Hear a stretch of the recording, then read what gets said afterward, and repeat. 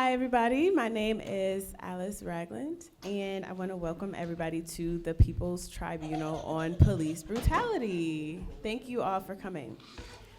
The purpose of this event is to highlight the experiences of those who have suffered in the hands of the criminal justice system. The stories told today will provide a powerful narrative to counter the justifications for injustice that people in power try to feed us.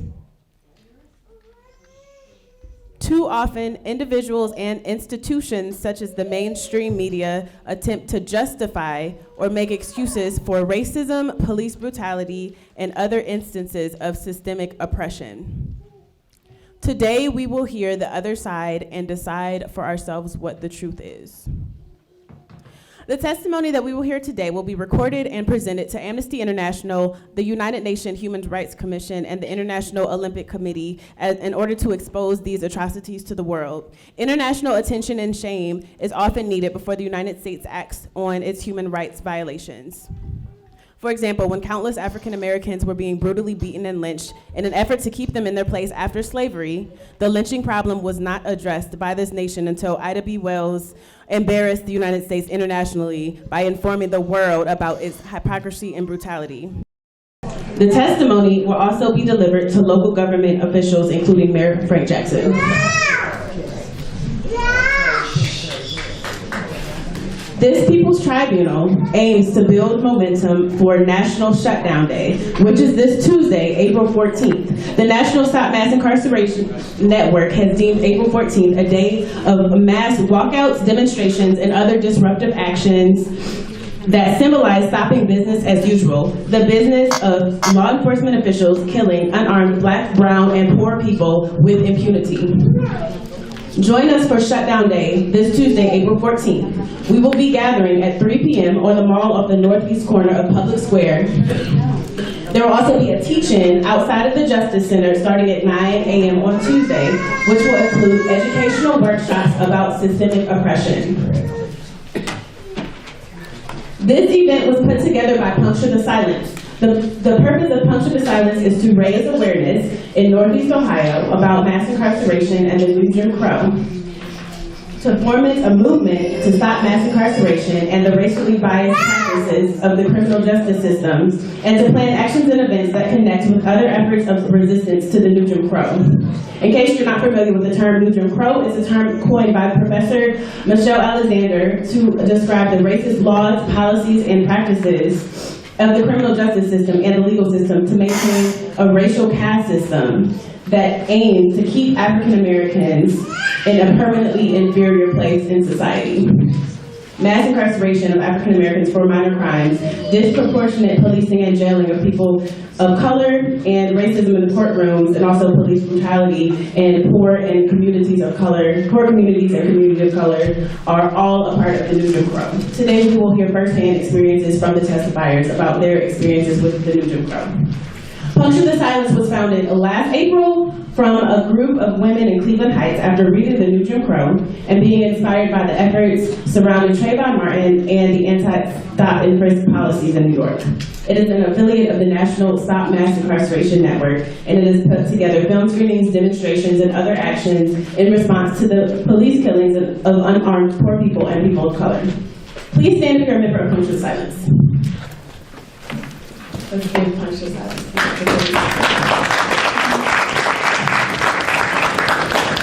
So I want to thank Puncture the Silence for putting on this important event. I also want to thank Cleveland State University, Dr. Mark Williams, Fareed Kabir, and the CSU Black Studies Department. Thank you to all of our panelists, Cephas Johnson, aka Uncle Bobby, Reverend Leah Lewis, Genevieve Mitchell, Ed McKinney, Ed Little, Shamar Arki, and Bill Swain. And of course, I'm excited to thank all of you guys for coming, everybody in the audience, and of course, our testifiers. This testimony is really important to get a different story out there, a story that's completely the reverse of what mainstream media and other institutions such as law tell us. So everyone's attendance at the event is very much appreciated, and your attendance shows that you are taking a step in standing on the side of justice. So I would like to do some light housekeeping before I introduce the panelists. The bathrooms are out in this direction. The women's bathroom is going to be out of this door and go to the right and then make another right. The men's bathroom is going to be in this direction, left, make another left. Not too far from here. We're going to have a 10-minute break at 2, but of course you are welcome to leave if you need to at any point in time. Or if you need to step out for a minute, that's totally fine. And also, please silence your cell phones at this time. We want to be respectful for the people sharing their deep stories today. All right, so we all have a paper that has the bios of myself and of the panelists. There's also ground rules at the bottom of that, and I just want to go through them very quickly. These ground rules were created just to maintain an atmosphere of respect. So number 1 is listen actively, respect others when they're talking. That includes keeping your personal conversations to a minimum while other people are talking, so that the room can be quiet. Also, when we do a Q&A at the end, please speak from your own experiences and not generalize.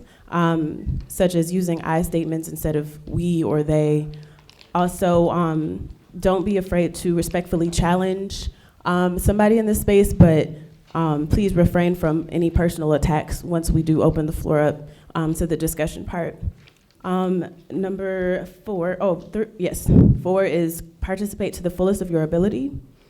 Community growth depends on the inclusion of every individual voice, so we definitely want some participation, especially at the end when we do our Q&A. 5, instead of invalidating someone else's story with your own spin on their experience, share your own story and experience.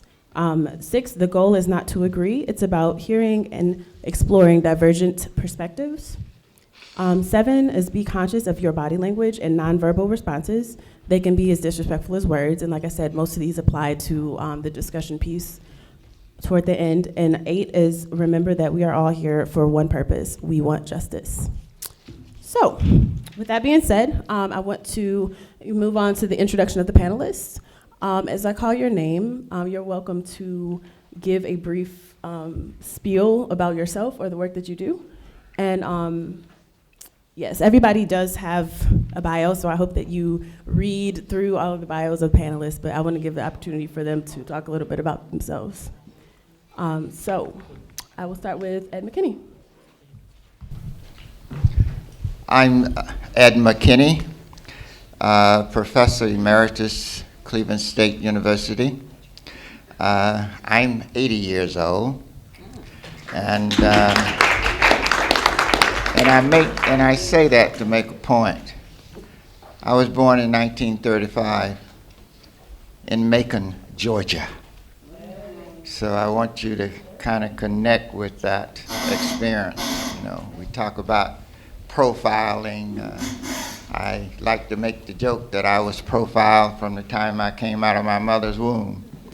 And growing up in Georgia, the segregated schools, all black, all white, not only in elementary school, but also high school. I remember the first time I was stopped by a cop, must have been 10 years old.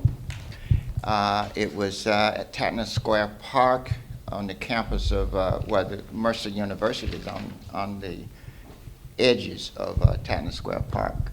And the reason I was trespassing because the persons who had donated that park to the area, it was stipulated within the contract for whites only. So it was a nice way to get home after visiting my friends in another little part of town, of the neighborhood. So I would take the shortcut through there, and so that was the first time I was kind of profiled. And the second time, and I called it the very significant profiling, in 1954 when I was arrested in Birmingham, Alabama, and by the famous Bull Connor. We were doing voter education and registration. and obviously 1958. This was before, as you know, all of the news media had arrived in that part of the world and to share the stories of what was really going on. And what's interesting about that, once you got arrested in Birmingham or probably any other of the southern cities, towns or whatever, it followed you, because 3 months later there was a mass demonstration on the steps of the Montgomery State House, and the newspapers in my hometown of Macon, Georgia, my parents read that say you just got arrested in Montgomery, but at the time I was 200 miles away. So once you got on the list, you're talking about profiling. So I'm very, very, very happy that Puncture the Silence is doing this forum, because it is an opportunity for people to share. We all have, have experienced being black in the United States. It doesn't matter, at some point you have, if you're denying it as an issue we need to talk about. But anyway, I'm very, very happy for this to take place, and I've had the opportunity to meet some of the panelists, and it's just a thrill, Thank you very much.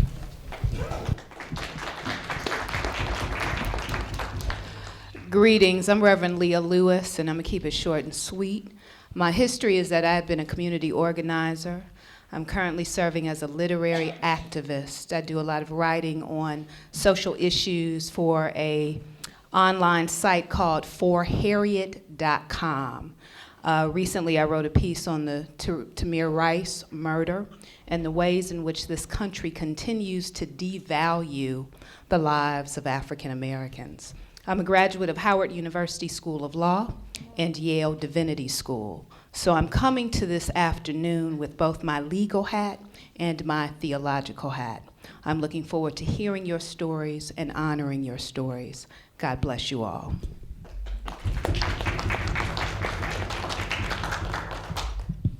Good afternoon. I am Shamara Arki.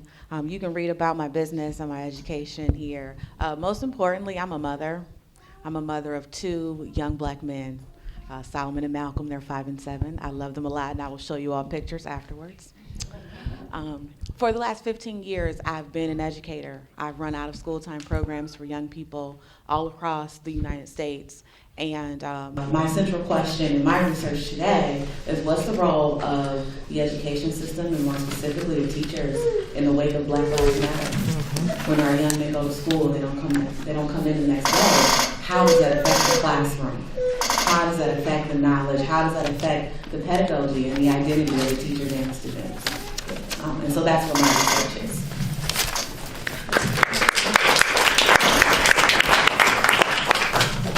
Well, hello everyone. I am affectionately known as Uncle Bobby. I am the uncle of Oscar Grant, the young man who was killed January 1st, 2009 in Oakland, California, in the Fruitvale BART station platform. Also, I'm the family of the movie Fruitvale Station. How many of you see the movie Fruitvale Station? Yeah. Thank you for supporting the movie. It was done very well. It wasn't a movie that was just developed because somebody felt like developing. Ryan spent many nights with the family. Before I even really just tell you a little bit about me, I want to introduce my wife. The actress is also here. My dear wife, lovely wife. Of course, Oscar is my very first nephew. His mama is my baby sister. And of course, I was very pained with his murder. And so basically overnight, as you would hear Eric Garner's daughter say, I became an activist. So I've studied at San Francisco State under the Black Studies program and had my own personal experiences. But what I bring today is the fact that I am a family member who has suffered this heinous act of police terrorism. And it's from that propelled me to begin to speak to this very issue. Though we knew it existed, it was the video that became very critical that I emphasized over and over for the past 6 years, as we just seen with Walter Scott and the young man taking that video, how critical it is that we all take a moment out of our lives, stop, stand at a safe distance and videotape, because we don't know what that evidence can do for the family. And because of that video for Oscar, it was the first time in California state history that we were able to secure a charge, an arrest, conviction, and send him to jail. It was a slap in the face with the time he'd done, but it was historical. And so I say all that to say that it's you, the community, that can bring about this real change, because we all become our brother's keeper. So from that has propelled me to deal with all the national families. I've connected the dots to let these families know that this is not an isolated issue. These tribunals that we have are critical for these families to share their story, because it doesn't stop here. It does not stop here. We're going beyond just the issue of sharing with the United States government. The world has to know that terrorism by these so-called police in our communities are in an attempt to destroy a generation of people. And we have to be clear that we are at a state of emergency. And for all of you that are here today, thank you for coming, because these stories that you're going to hear is going to sadden you, but also alarm you to the issue of the state of emergency that we're in. And so I bring this personal experience on the pain that these families will share. I can directly relate to, because I've spent many days and nights with many of families across this country. Trayvon Martin, the Jordan Davis, the Ramali Brown, the Michael Browns. I can just go on with the names and names and names. And all of us have a story to share. But it can't just stop in our neighborhood. It must go beyond that. So thank you for doing it.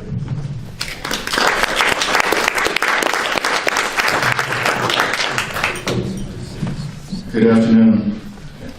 My name is Edward Little, and it's an honor to be here before you today.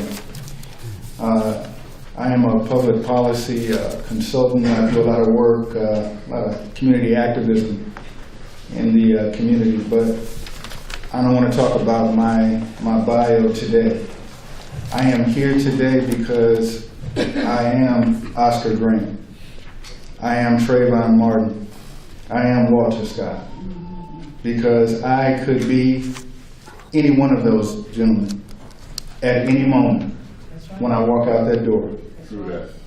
And as a result, I think it is imperative for us, not only as a community, but as a nation, to understand what's happening right now in this moment in this country. People of color and poor people have been victimized, brutalized, and assaulted by law enforcement officials throughout the history of this country. And the popular media has tried to rationalize and silence our voices when we speak up about this issue. The time has come for us to stand up as one community and say no more. No more to police brutality. No more to assault on people who have done nothing. I come to you today as someone who has served 14 years of my life in America's gulags. And I raise that because it's important. Because oftentimes, the people who are assaulted and killed by the police, once they find out that that individual has something in their background or something in their record, then whatever violence that has been perpetrated upon them is justified. I don't care what a person has done. If that individual has not done anything at that moment in time, the police do not have the right to take your life. And we have to understand, as a community and as a nation, we have to be very clear that whether I'm armed, whether I'm unarmed, you do not have the right to take my life because I'm not doing what you want me to do at that moment in time. I see victims in this room, and I am passionate about hearing your testimony. I see mothers in this room who have grieved over the loss of their son. And the world needs to hear your story. The world needs to hear your testimony. And we are here to lift you up and to let you know that we support you, that we love you, and that we are going to be here for you in this fight for the long haul. And so I am honored to be on this panel amongst these folks who are passionate about these issues, and I am here to lift up the voices of those who are normally not heard and not given a chance to share their message. And in closing, I will say one last thing. We cannot continue to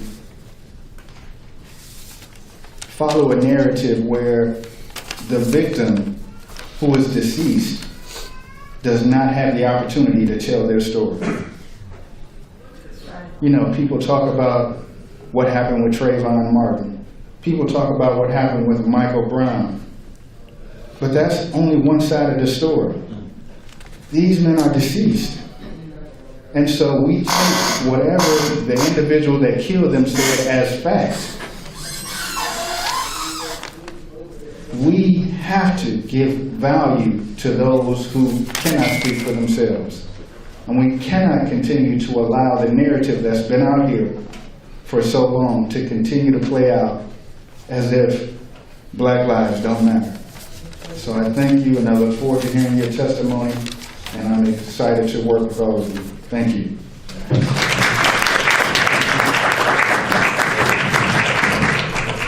We need to get back in the streets on April 14th. We need to build our resistance back on the Ferguson track, and we need to make revolution to get rid of the system of capitalism that causes all this suffering.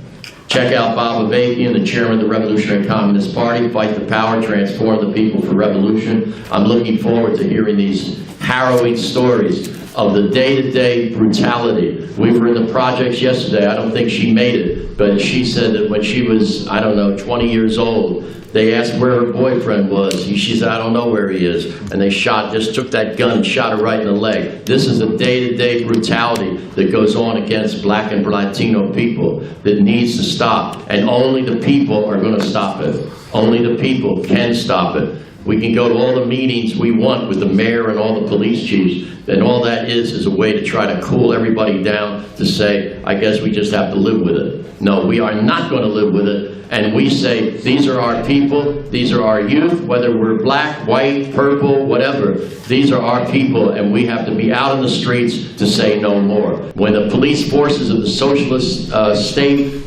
come upon a problem like Taisha Miller in California that was having a seizure, no, they're not going to shoot her down. They're going to actually deal with it. They're not going to shoot down Brandon Jones because he took something out of a store. They're going to actually never do that, but actually have some justice. So that's why I think we need to actually establish and make revolution when we can, and establish a vision and a society where this would be no more. Thank you.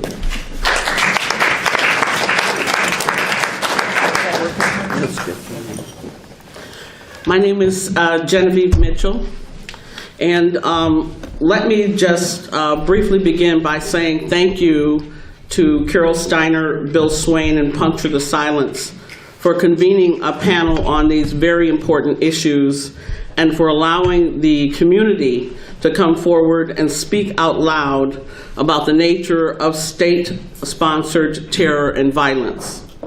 To this esteemed panel, doctors all and friends, and audience, welcome and thank you. The parasitically incestuous nature of the United States privatized corporate prison industrial complex and the skewed relationship that exists between the institutional political players, law enforcement, the judiciary, citizen victims, and the system's shareholder benefactors is profound. Millions of black, brown, and poor white mentally ill, youth, feeble, and homeless provide the foundational base of this skewed economic network. a slavery for profit system via a prison Ponzi scheme. Slavery, you see, is transformative, be it overseers, posses, lynch mobs, Klan, patty rollers, gulag, and by extension law enforcement are the precursors who provide the steam engine for the racial criminalization and incarceration of multitudes of millions for profit. Profit attached to privatized corporate wealth from which there is no viable compunction to cease and desist. The end of these systems, veiled as law and order, will have to be dismantled by people of good conscience who clearly understand the nature of institutional social violence and racism and the economic implications of organized judicial terror and state-sponsored violence. That's why we are here today, and we wait hearing your testimony. Thank you very much.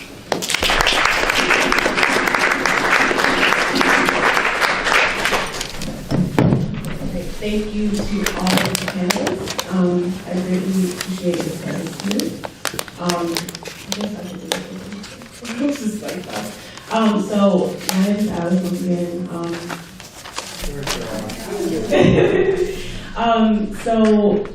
You guys can read my bio and everything, but I guess my most memorable moment in this struggle that told me that something was seriously messed up with this system was Trayvon Martin. Not after he didn't get arrested. I was very annoyed by that. I was hurt. I was disappointed.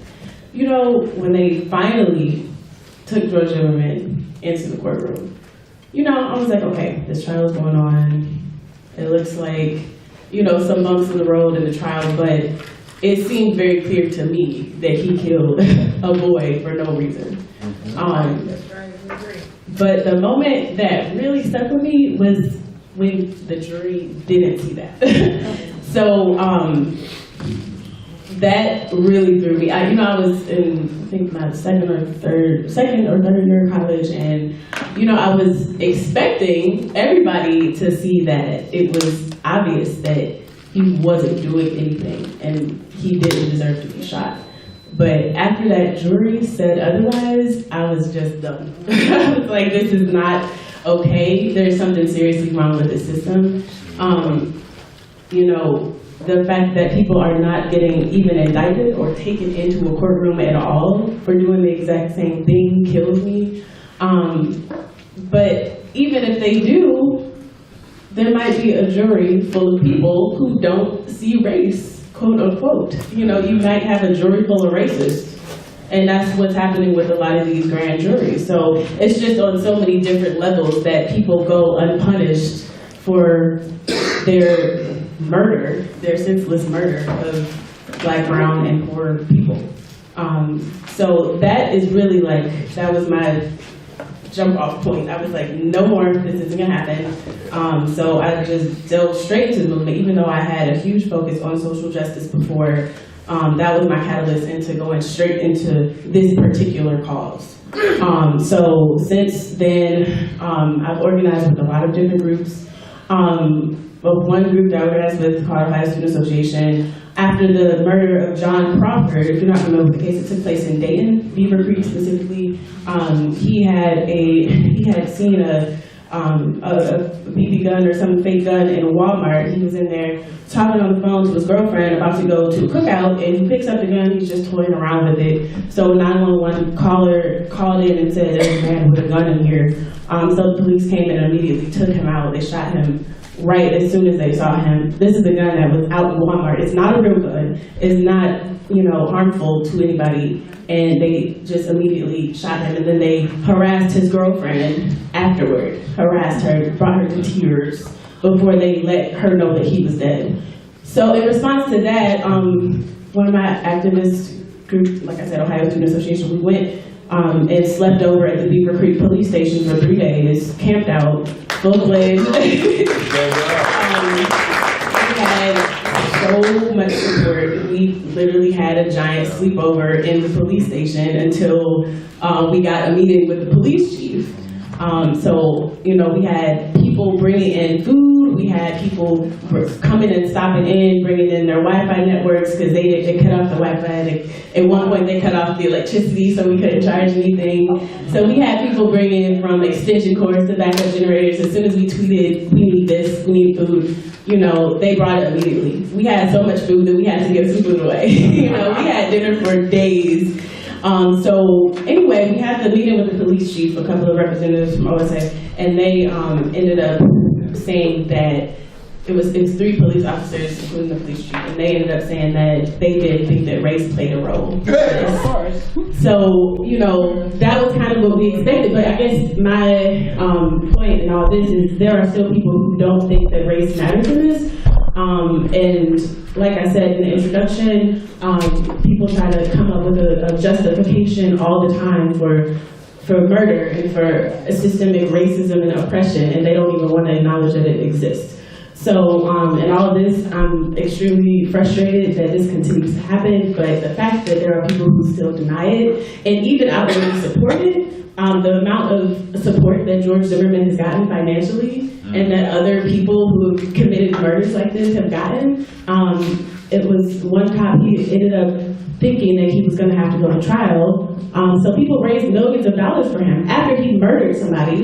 And then he got to pocket the money because he didn't even get indicted. So these things are just, you know, they really hit me hard, especially, you know, growing up in an era of education where it's supposed to be pro-racial. I never believed that, of course, but, you know, I guess just the disbelief and the outward racism that remains unacknowledged and not talked about is really what affects me very deeply. So that's why I think that this event is so important today. The stories that will be shared are going to counter the dominant narrative. The stories that are told today are going to provide a voice for the people who are silenced all of the time. So I just want to thank everybody who came today. And before I make my final little statement, I just want to let you guys know how this is going to work. Raise your hand if you're testifying. Okay, so we have a lot of people testifying. So basically, I'm going to call your name in a specific order. Some people have to leave early, so I will call your name up. Okay, I'll call your name. If you need to leave early, just let Hope and Molly know. So I'm going to call your name. When I call your name, you can come up here. You have about 5 minutes to share your story. Lori over here will be giving you a 1-minute warning, and the time is up. So please pay attention to Lori. This is just in the interest of time. If there's time at the end, we might be able to have you speak again or something like that, but we just want to make sure that everybody is able to tell their story today. So please just be conscious of time. Remember to say important details and stuff like that. So also, after you're done, I'm going to ask the panelists if they have any responses, if they have any questions for you, and that's just going to be a couple of minutes. Not every panelist is going to speak after every person. We need to, once again, act in the interest of time. So that's basically it. And then we'll have the break, we'll have Q&A, we'll have more testimony after the break, and we'll have a discussion between the panelists that I will moderate toward the middle of this event. So does anybody have any questions about how this will work? Okay, all right. So before I introduce the first person, which is Reverend Pamela, please. Oh, and also when I call you, you're going to basically speak where I'm speaking right now, and I'll just go over there. All right, so as she comes down, I just want to say one of my favorite sayings is that if you are not part of the problem, you're part of the solution. And I think that all of your presence here shows that you are one step in the direction of becoming part of the solution. I know a lot of you guys are already part of the solution. So I want to thank everybody who's been involved in this movement and everybody who's in the room. So I hope that this tribunal will push everybody to be a part of the solution. All right, with that being said, I would like to introduce our first testifier, and it's going to be Reverend Pamela P.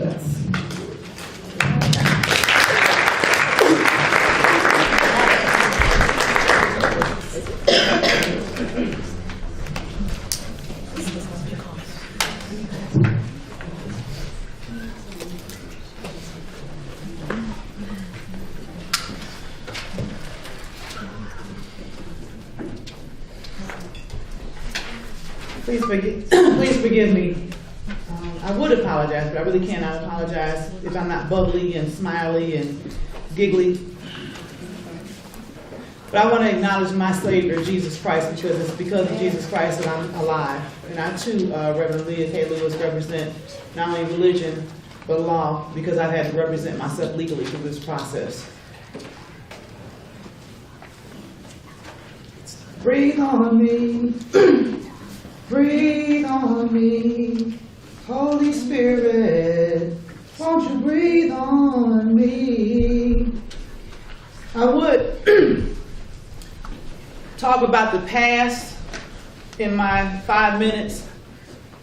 The past is still relevant, but I want to talk about the present because I'm still victimized by the Cleveland Police, Cuyahoga County Sheriff's Department, United States Department of Justice, as well as other law enforcement officers and the courts.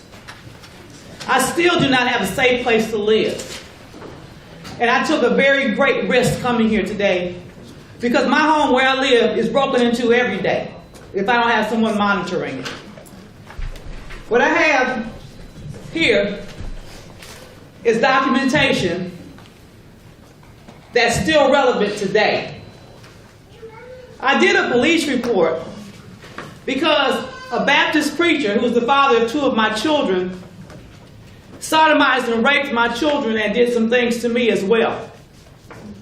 Raped me, locked me in his Christian bookstore, did some other things to me. And I ended up with 4 children, 2 by 2 different Baptist preachers, both who have raped me, both who have disrespected me, and the police have gotten behind in this process, and so has the legal system, to justify it, condone it, and to try to make me disappear. I've also been silenced because a Muslim person stated that it's the will of Allah that we be poor and broken down, and therefore the media and other people decided to silence me.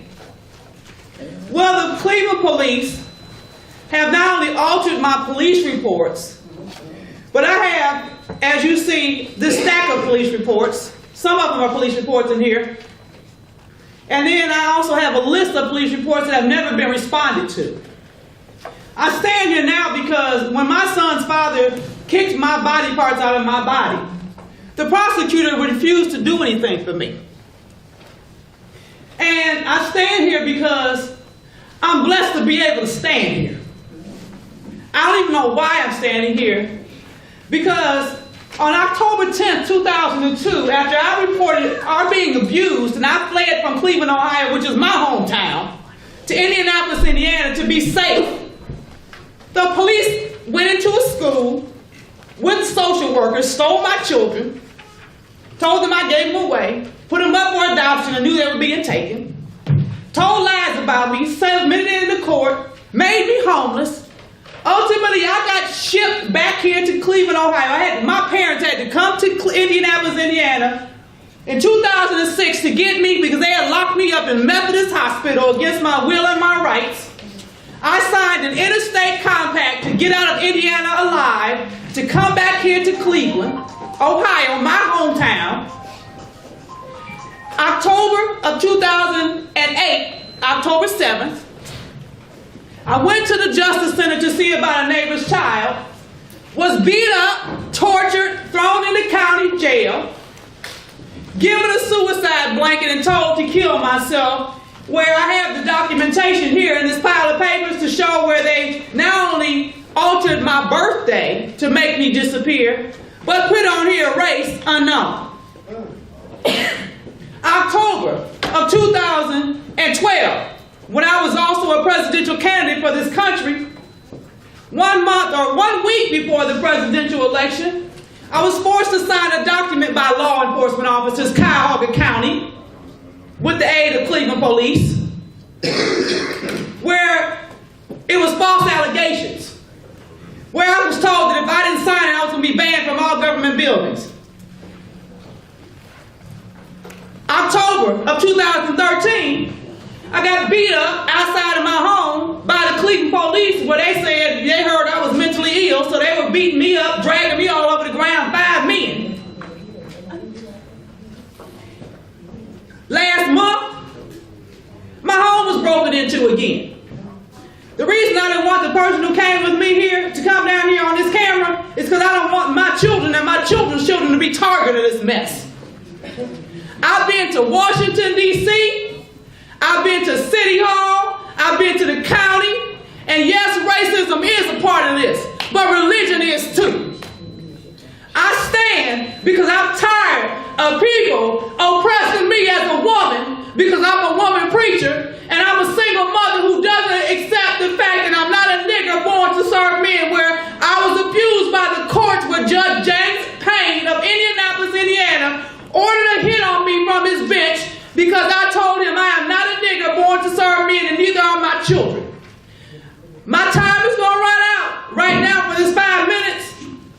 But if something happens to me, I'm asking each one of you in this room, when I leave this room, if something happens to me today, find me. Because these people made me disappear. They locked me up in a hospital, in Richmond Heights Hospital, and made me disappear and banned me from phone calls, lawyers, preachers, and everything else. Find me, because this is real. Thank you.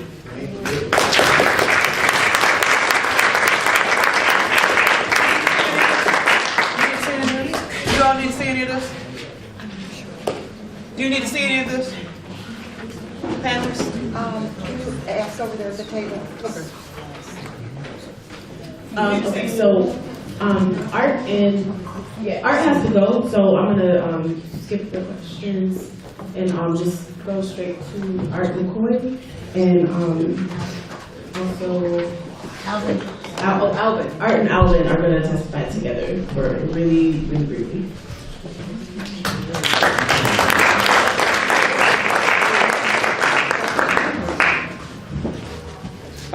Greetings, friends.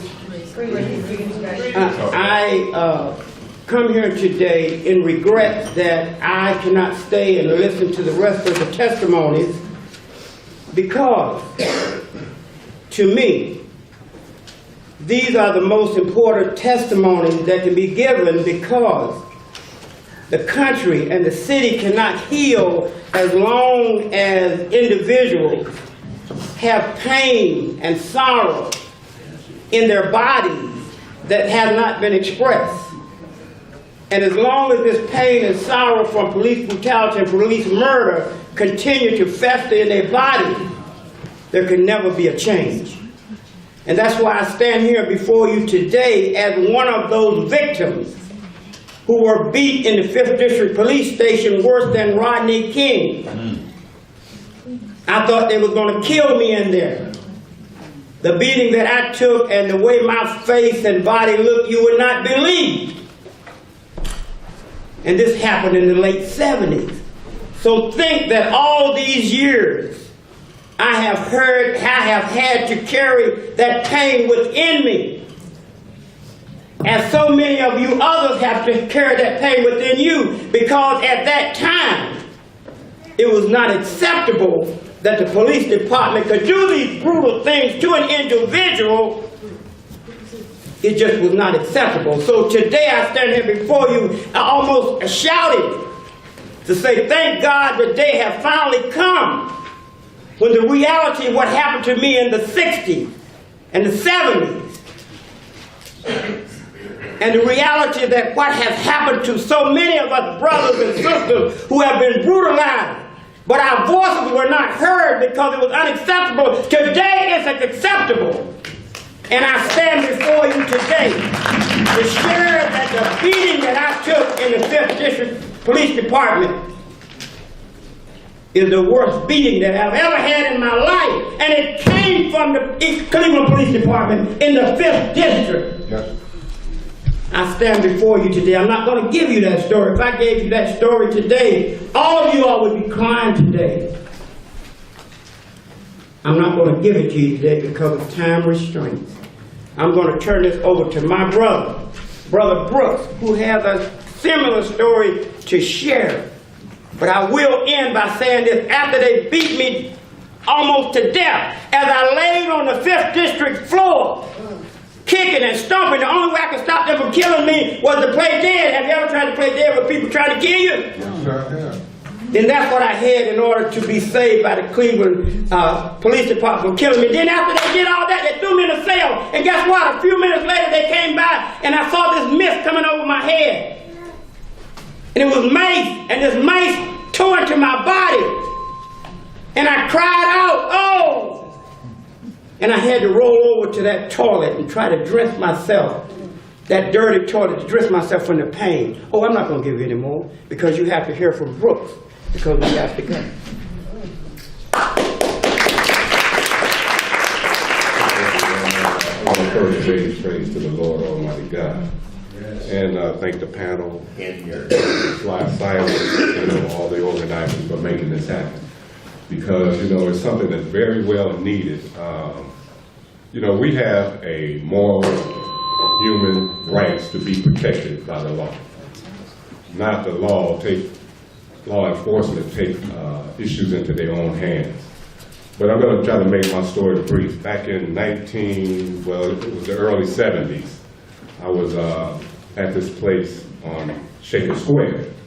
And some commotion started, police came. It was about a parking ticket, but it ended up escalating out of control where these two police officers called a paddy wagon and a bunch of other law. It was about 7, 8 cars, a paddy wagon and all. And they commenced to beat me in the face with the flashlights. They already had me in the handcuffs. They had me handcuffed from the front. They ended up picking me up and throwing me in the paddy wagon. My brother happened to come out during the time and he wanted to know what was going on. And there was an officer that told them to put him in the paddy wagon too. But we finally get to the police station after that knocked me almost unconscious.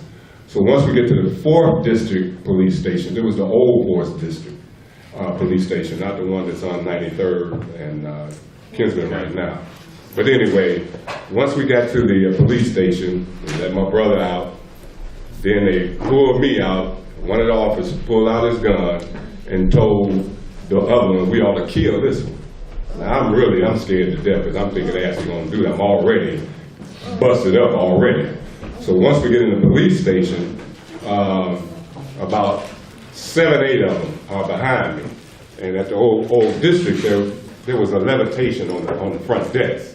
And so I'm up there, trying to really hold myself up. So the sergeant behind the desk grabbed the cuss and snatched me over. And as soon as he did that, then the other ones pull out their blackjacks and everything else and just get to commencing to just beat me even more. They end up ripping my pants off while I was basically half naked in the police station. And after all this done happened, I'm really messed up. And all of a sudden, one of the officers said, look what we have here. Had a joint. They end up lighting that joint up, passing it all around to one another. And the last one who took the puff, put it out on my face.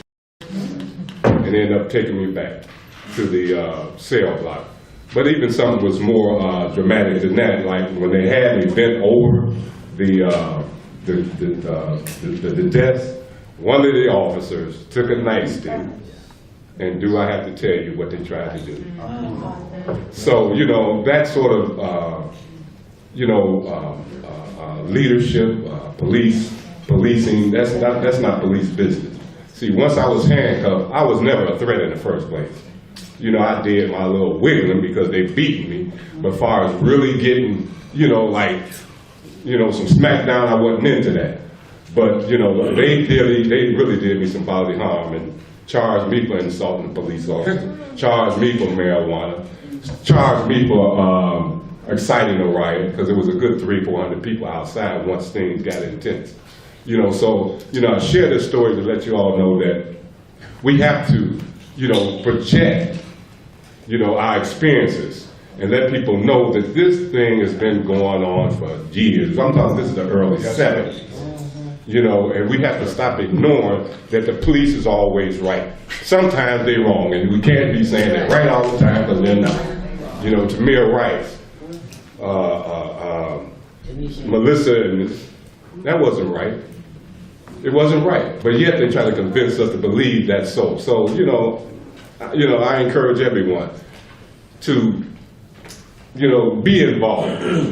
We have a moral, we have legal rights, and we're not being protected by those rights. Thank you all.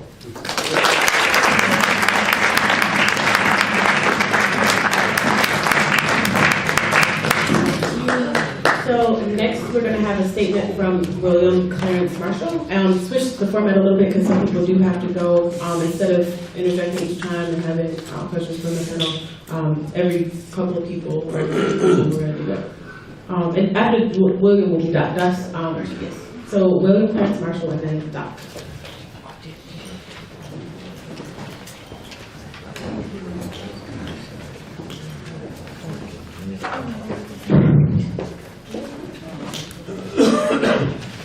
Good afternoon.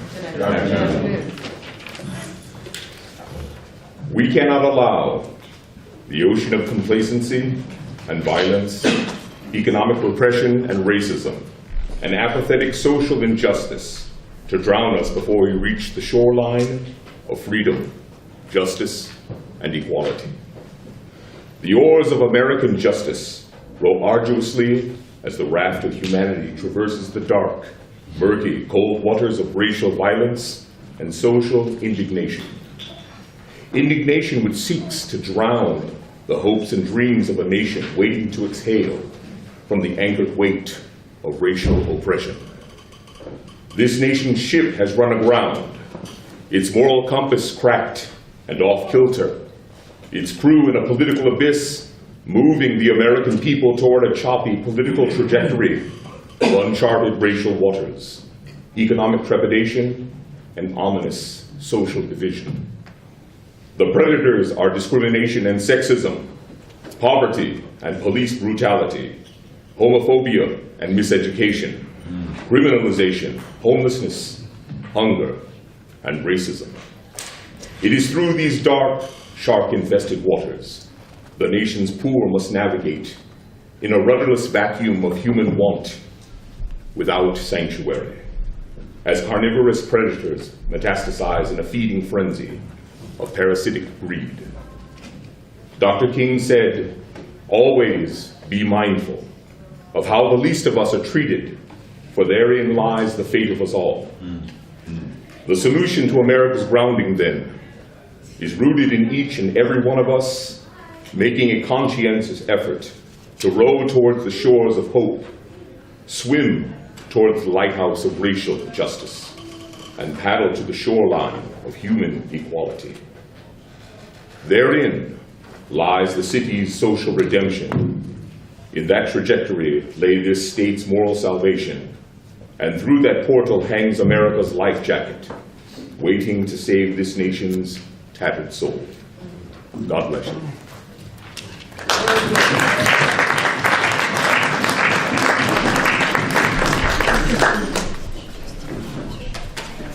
So next we have Doc Woods, followed by Dennis Baker and Bernie Rowland.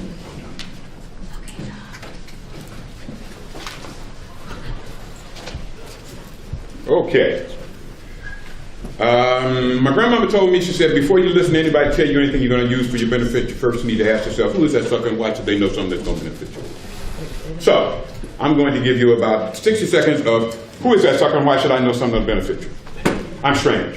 I'm the strangest person you've ever met. If you live to be 200, you will never meet anybody stranger than me. There's a whole lot of reasons I can tell you why that is, but most of those who know me know for a fact I'm strange. Ain't I? Okay. Doc Woods. They call me that because I am a doctor, MD. I'm also an RN. I also have degrees in biology, psychology, nursing, medicine, music, and I'm working on my second master's in education. Not bad for a high school dropout. I told you I'm strange. I am a high school dropout. I was a prison doc in Maryland. Awful place, awful thing. I'm not going to tell you anything about that at all.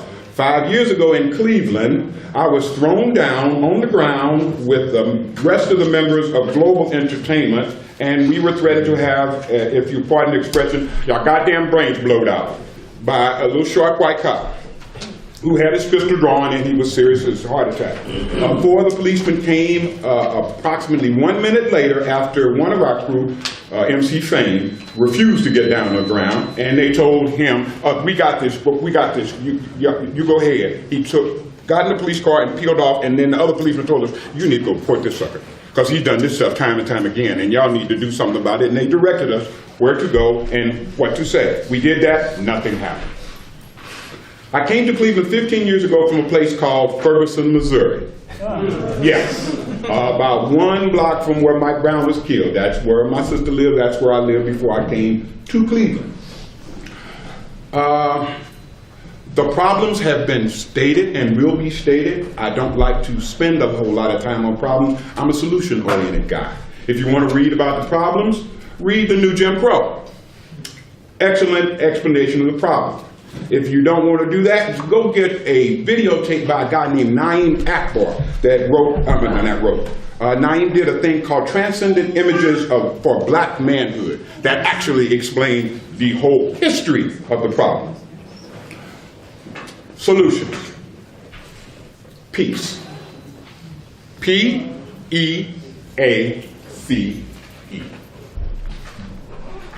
Proper education always corrects error. Why do we have these things tossed at us on a daily basis by this culture? Because they are ignorant. They don't know who we are, and they have been specifically made ignorant by segregation and racism. It wasn't to hold us down, it was to keep them from learning who the hell we were. And they don't know who the hell we are. And so I can blow your brains out if I don't know who the hell you are. I can kill you quite frivolously if I don't know, oh, I'm sorry, you the people who started math, education, science, medicine, and all that stuff? I didn't know that. The ignorance that is forced on the white people of this country is amazing. You are the most ignorant people on this fucking planet, and you consider yourself to be among the blessed. No, you're not. You're just arrogant with your ignorance. Most of the black people sitting there looking at grinning, because they know all this stuff I'm saying. Y'all don't. And the whole press of this culture is to keep you just as ignorant as you are. And as long as I keep policemen ignorant of you, your history, what you've done, and what your people have done, oh yeah, I can blow you away. Oh yeah, I can blow you away.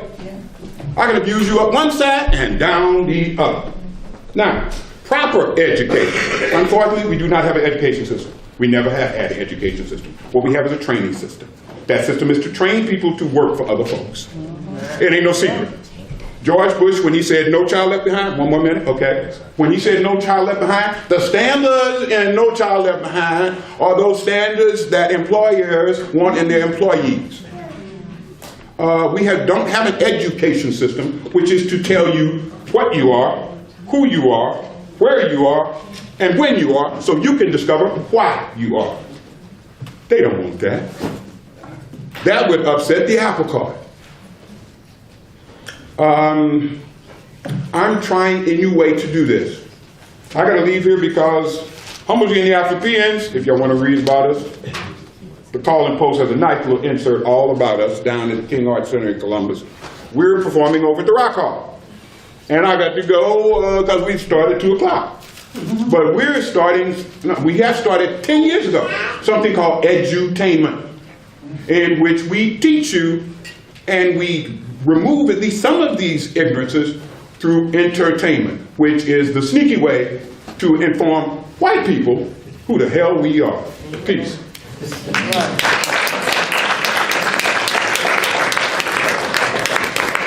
Thank you. So next we have Dennis Fisher and Bernie Rowland, and after that is going to be Corey Cruz.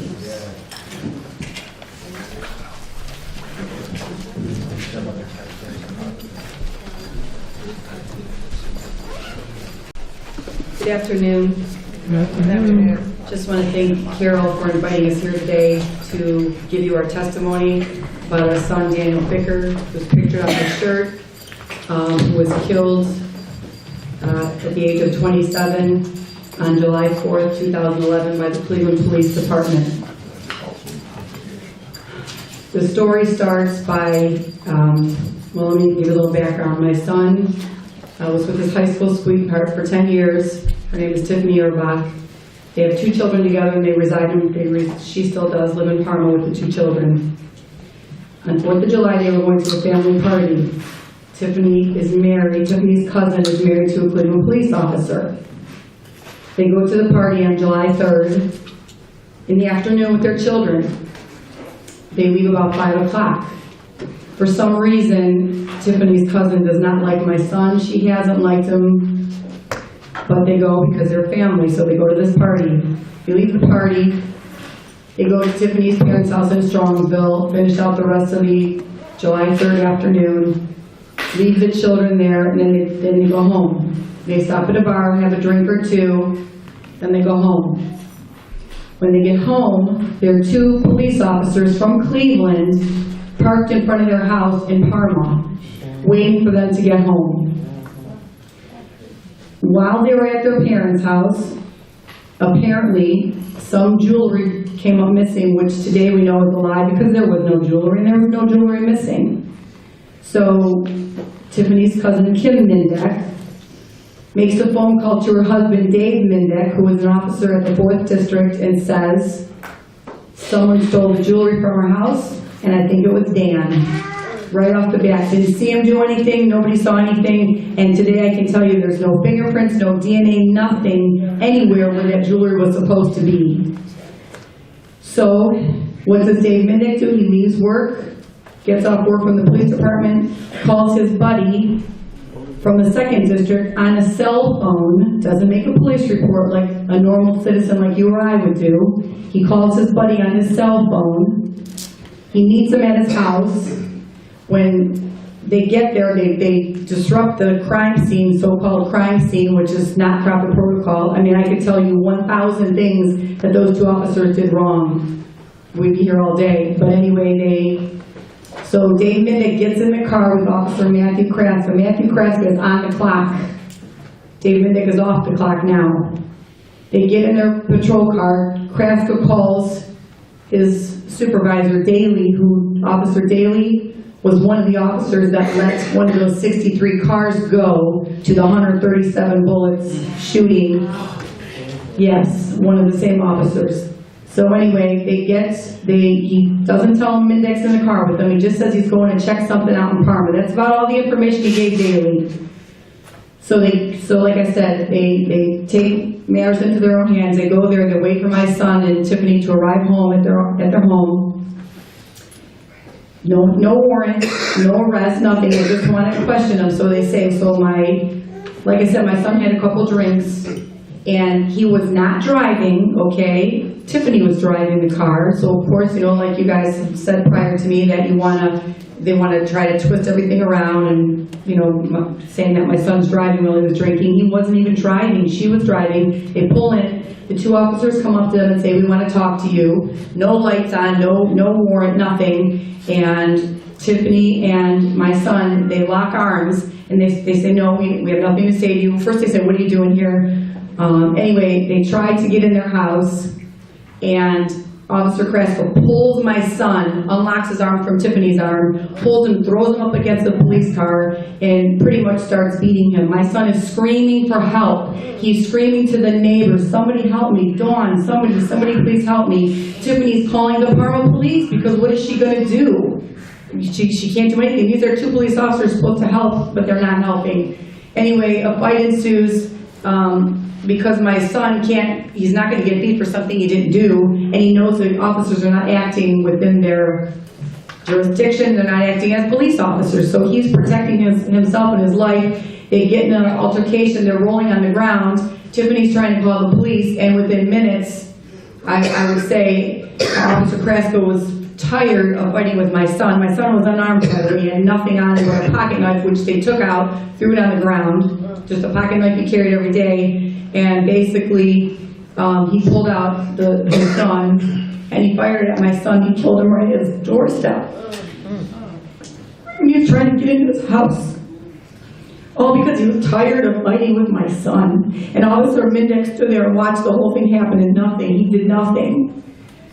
Anyway, of course, the grand jury doesn't indict him because it's a justifiable shooting, of course, even though my son's unarmed and doesn't have to talk to them. He doesn't have to go with them. They have no search warrant. He didn't have to do anything. His civil rights were totally and completely violated. So we have a civil suit now trying to do something to get justice somewhere, seeing that the Cuyahoga County prosecutor won't do anything. The Cleveland Police Department didn't even discipline them because they said they're waiting for the discipline until after our civil suit. How could you wait to discipline somebody until a civil suit? It's almost 4 years. Well, guess what? The 2 officers, I believe, have now since got disability retirement. They're not even working as police officers, so they will never be disciplined. So we're just looking for justice.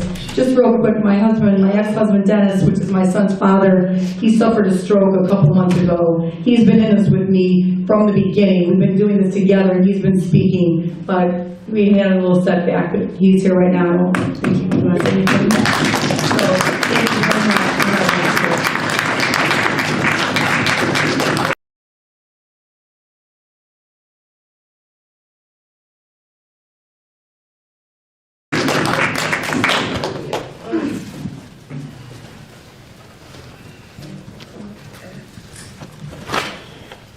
Corey Coates.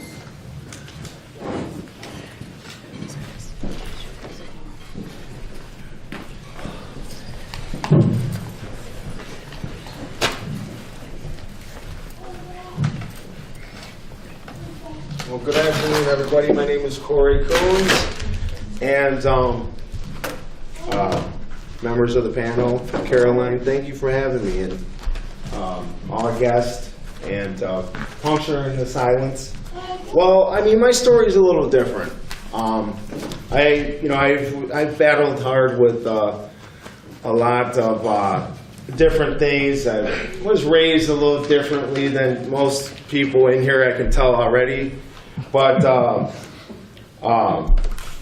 was the type of person that was told by police at 16 years old that, man, Corey, we can't wait till you turn 18. Because when you turn 18, we want to get you in the adult system. Because I was the type of person that was just a very, very dangerous, social agitator and antagonizer, even when I was a little kid. Part of this is because I grew up with so much self-alienation and identity detachment. What this stuff does is it just creates a lot of things in you. And when you're a man or a little boy turns into a man that strays from every given path, place, subject, and group, things become very difficult. You'll take these paths, like for instance, I've been involved with a lot of different, when I say straight from every given path, place, and group, I mean the Mafia, I mean the Folks, the Crips, the Bloods, I mean the Hells Angels, because I come from a background of Jewish descent, Jewish, German, and African American descent. So when you are dealing with a lot of different groups like this, it becomes a little bit tricky and challenging to get your leadership. But I'm from the Generation X. So the Generation Xers were the why me generation, the nowhere generation, the generation that tried to fix what the 1960s had broken. Our motto was we would never join a certain brand. Well, I took after my ancestors. I did not have a father to raise me. I was raised with my single parents and 4 of my other brothers. So,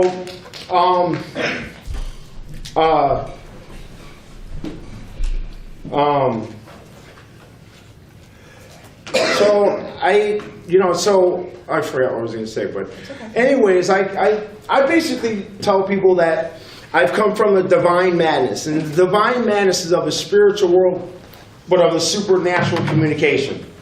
Because I believe today that we as multiracial Americans fail to make connection that acting out of control behavior, substance abuse, rejection, the lack of acceptance, pride, ego, bitterness, resentment, self-hatred, are all a result of a troubled world desperately trying to assert itself to be known and seen in the wrong way.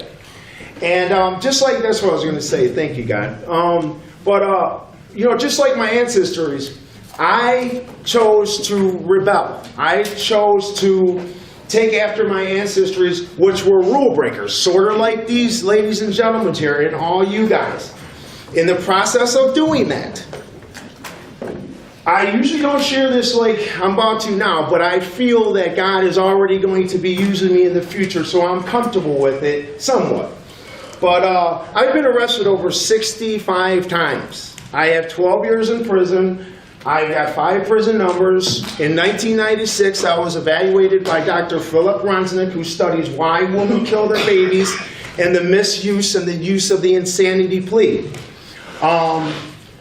I was the type of person that would be in prison. When I was in prison, even at a young age, the first time I went to prison, I was falsely accused for 3 counts of aggravated assault on correctional officers.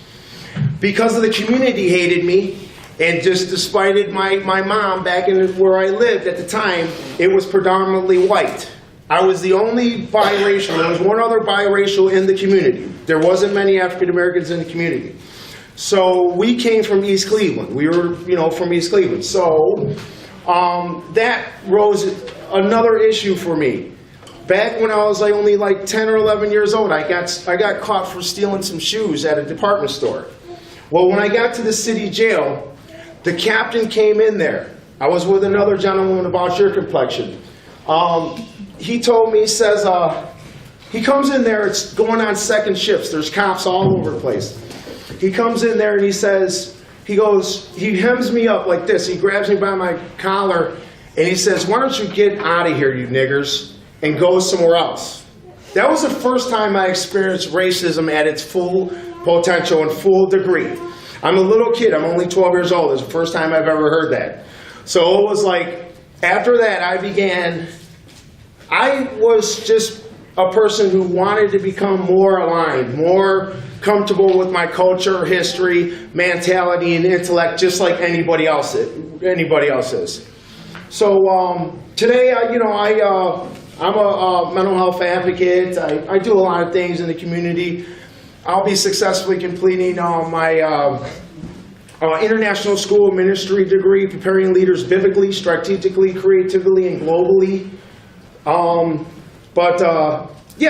was a person who would go to prison and I would write COs up if I had a problem with them or they shook me down or something like that. I had learned the system. So I had learned the system well. But before I got into the adult prison system, just before that, 18 years old, when I told you they would arrest me on the street, I would only be looking at 120 days sometimes. The 120 days would turn into 180 days because the COs would come in my cell 4 deep, the cell's only so big, and hit me on my shoulder and say, "Man, did you assault me, Mr. Coons?" And I'd be like, "Man, you know I ain't hit you." But they would falsely accuse me and I would have to see the judge again. So that would give me more time. So this stuff, I just want to remind everybody that we're in a spiritual warfare right now. And, we need to wake up and smell the concrete for real. Now, I was I grew up on hip hop and all that. I used to like Cypress Hill. There was a couple lyrics in there that I loved because it said, "I see the soldiers coming from out the shadows, ain't trying to hit a blibblabble, ready for battle." And that's basically what we're doing right now. And I'm preparing myself at fully loaded, and I'm going to be representing the multiracial American community and the Lord Jesus Christ. So with that, hey, thanks for having me. It's been a great time. Okay. Thank you.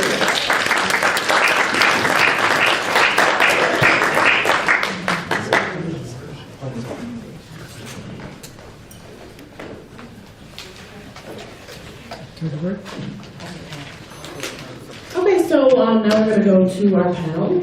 We've heard a lot of different stories. A lot of them speak to race and class in particular. These things would not happen in middle-class white communities. So I just want whoever feels compelled to do so to address the role of poverty and economics in the struggle for justice and role of poverty and economics in the problems that we've been talking about today regarding the criminal justice system.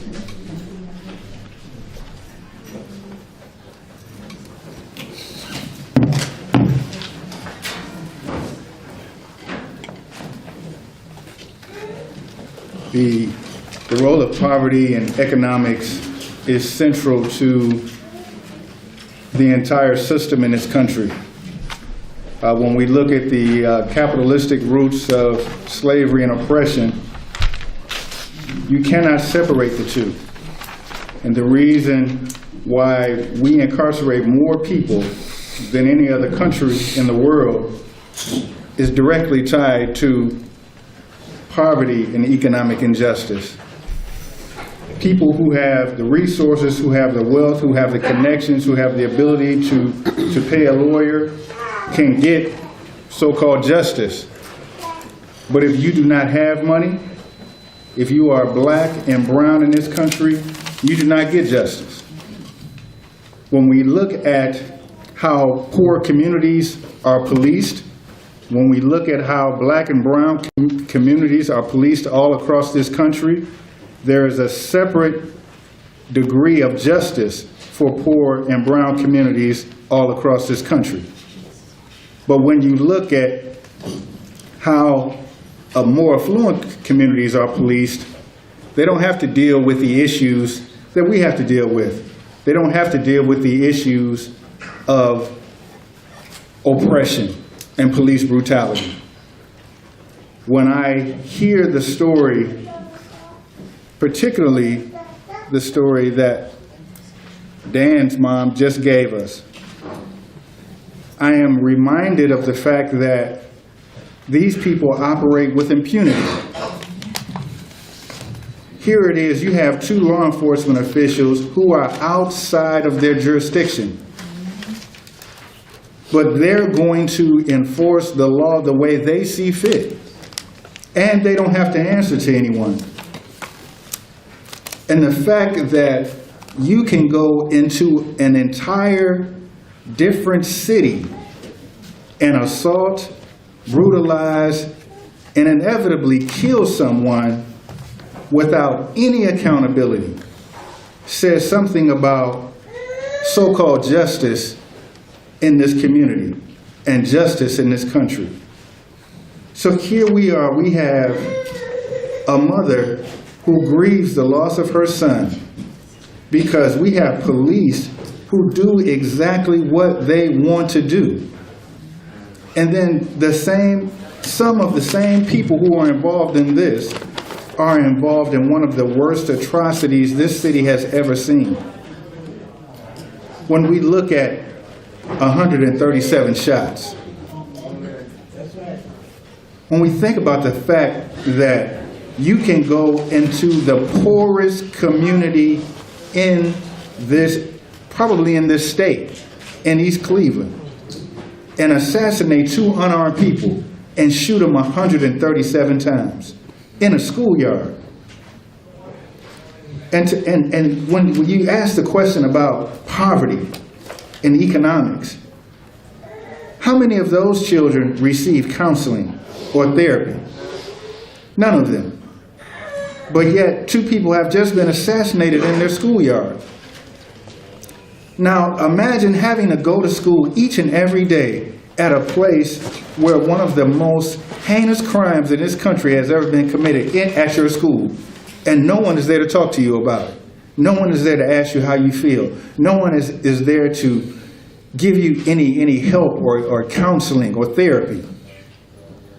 But beyond that, consider the degree of violence that these folks see, that these children see each and every day in their community at the hands of the police, at the hands of this oppressive system. When we consider the environment in East Cleveland, the majority of the houses in foreclosure, many of the streets don't even have lights.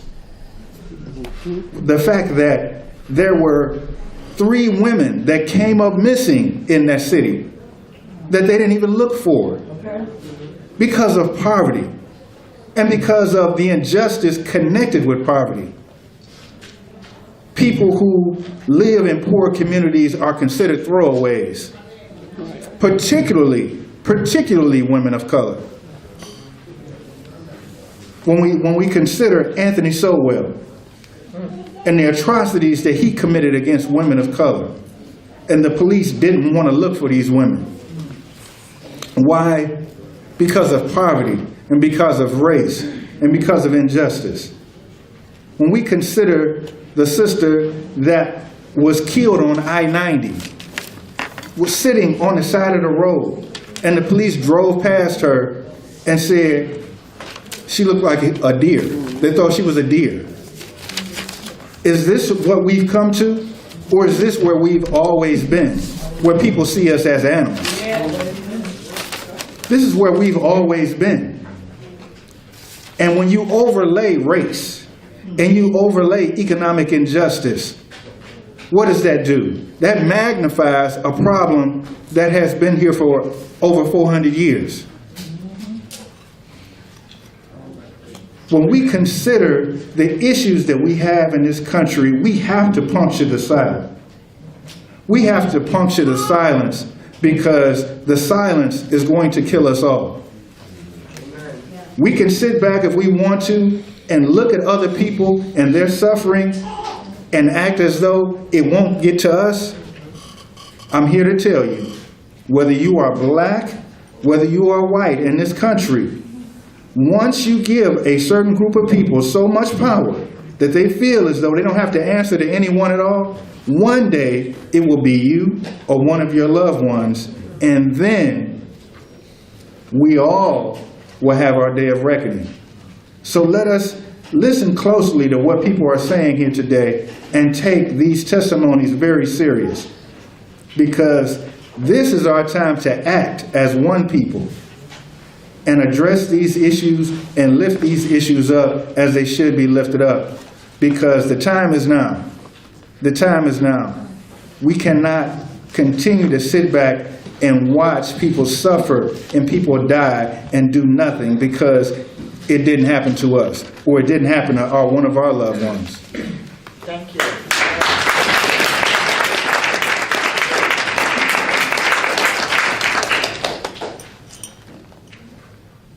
Wayne?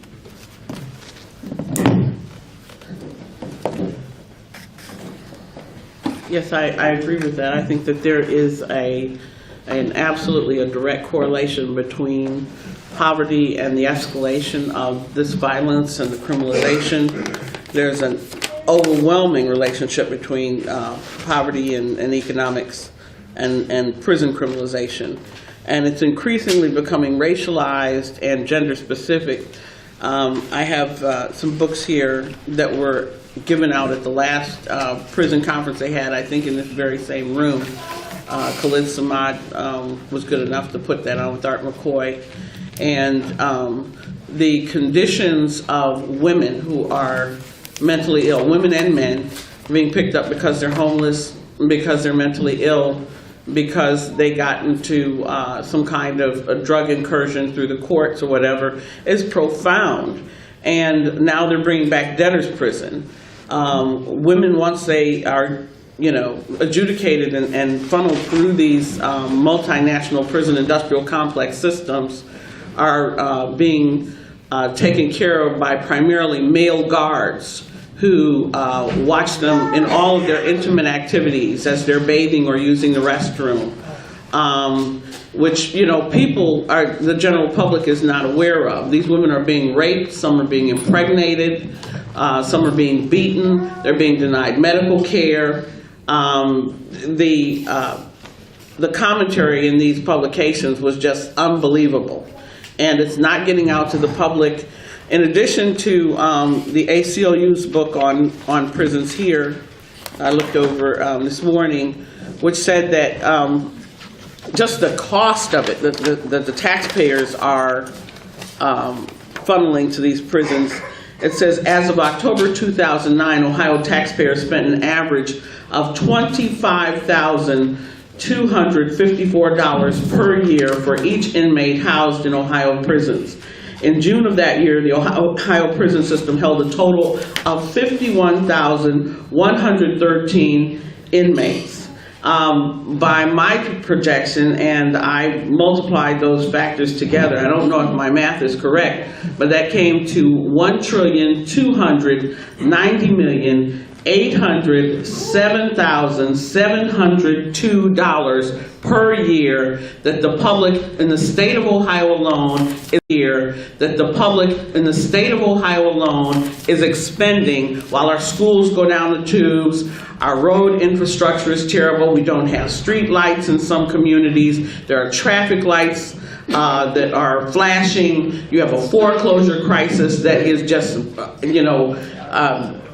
the exponential power that has not been addressed through these agencies and services that are out here. And these prisons are categorically have been privatized. There is a move to continue to privatize these prisons, and it is inextricably linked to wealthy people and corporate interests who are shareholders in these prisons, who are lobbying to make sure that each and every one of these beds is continually filled. And once they get into these privatized prison systems, what they're not doing is doing any kind of rehabilitative training or education. They're hiring guards that have less training and experience, and they're experiencing greater amounts of violence and rape and all kinds of just horrendous activities are happening inside these prison systems. And all of this has been developed and designed and is signed off on by the benefactors who are the shareholders of CCA, which is Corrections Corporation of America and what have you. These cases are being routinely adjudicated through the courts, and primarily because of low-level, drug offenses or low-level economic crimes. And these individuals, they're saying, could have been rehabilitated in much better fashion had they went to diversion programs, which some of the courts are now seeking to set up. It is absolutely unbelievable what is happening. People need to first educate themselves, be made aware, and then we need to develop a plan and act, because this cannot go on. If the taxpayers think that expending over $1 billion a year for prisons is the way to go, I beg to differ. It's horrendous.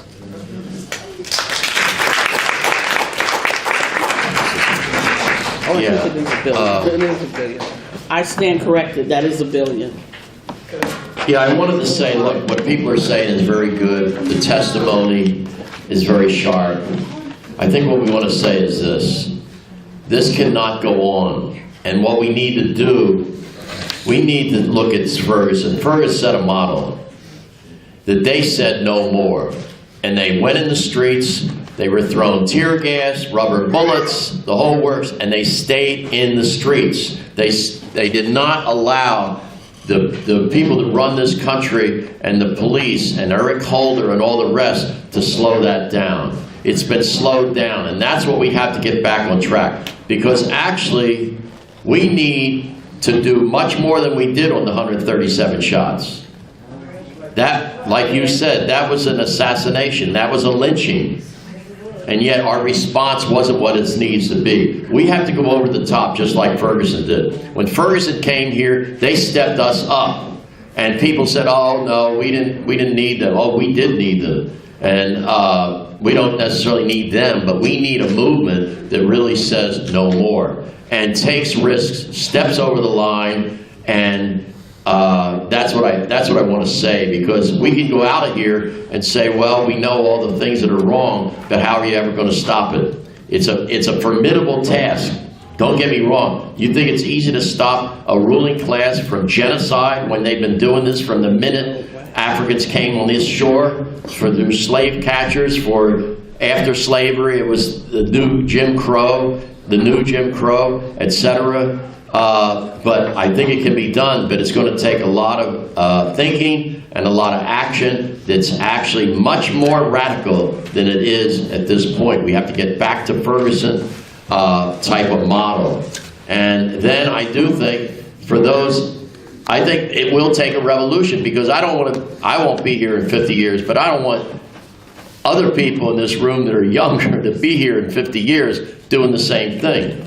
And it will happen over and over again, whether it's Tamir, whether it's Tanisha, this man with the screwdriver, Scott, Mr. Scott. This will go on because of a genocidal attack on black and brown people. That's the oppression. That's the suppression. Look, one last thing. In the 60s, black people shook this country to its foundation. Not just the Black Panther, but they were really in the forefront. And they're afraid of that. They know these youth, yeah, a lot of them are killing each other, and we need to work on that. But they know if that stops, they're going to be the enemy. It's not going to be Jerome. It's not going to be Durante. It's going to be the people up at the top in the government and the ruling class. And that's what they're afraid of. So when people say, well, black people don't have it together, we don't have it together, none of us have it together, well, we need and we're getting it together. But I think that we have to really have our sights on. What type of things do we have to do and what's our strategy? And that's it for now.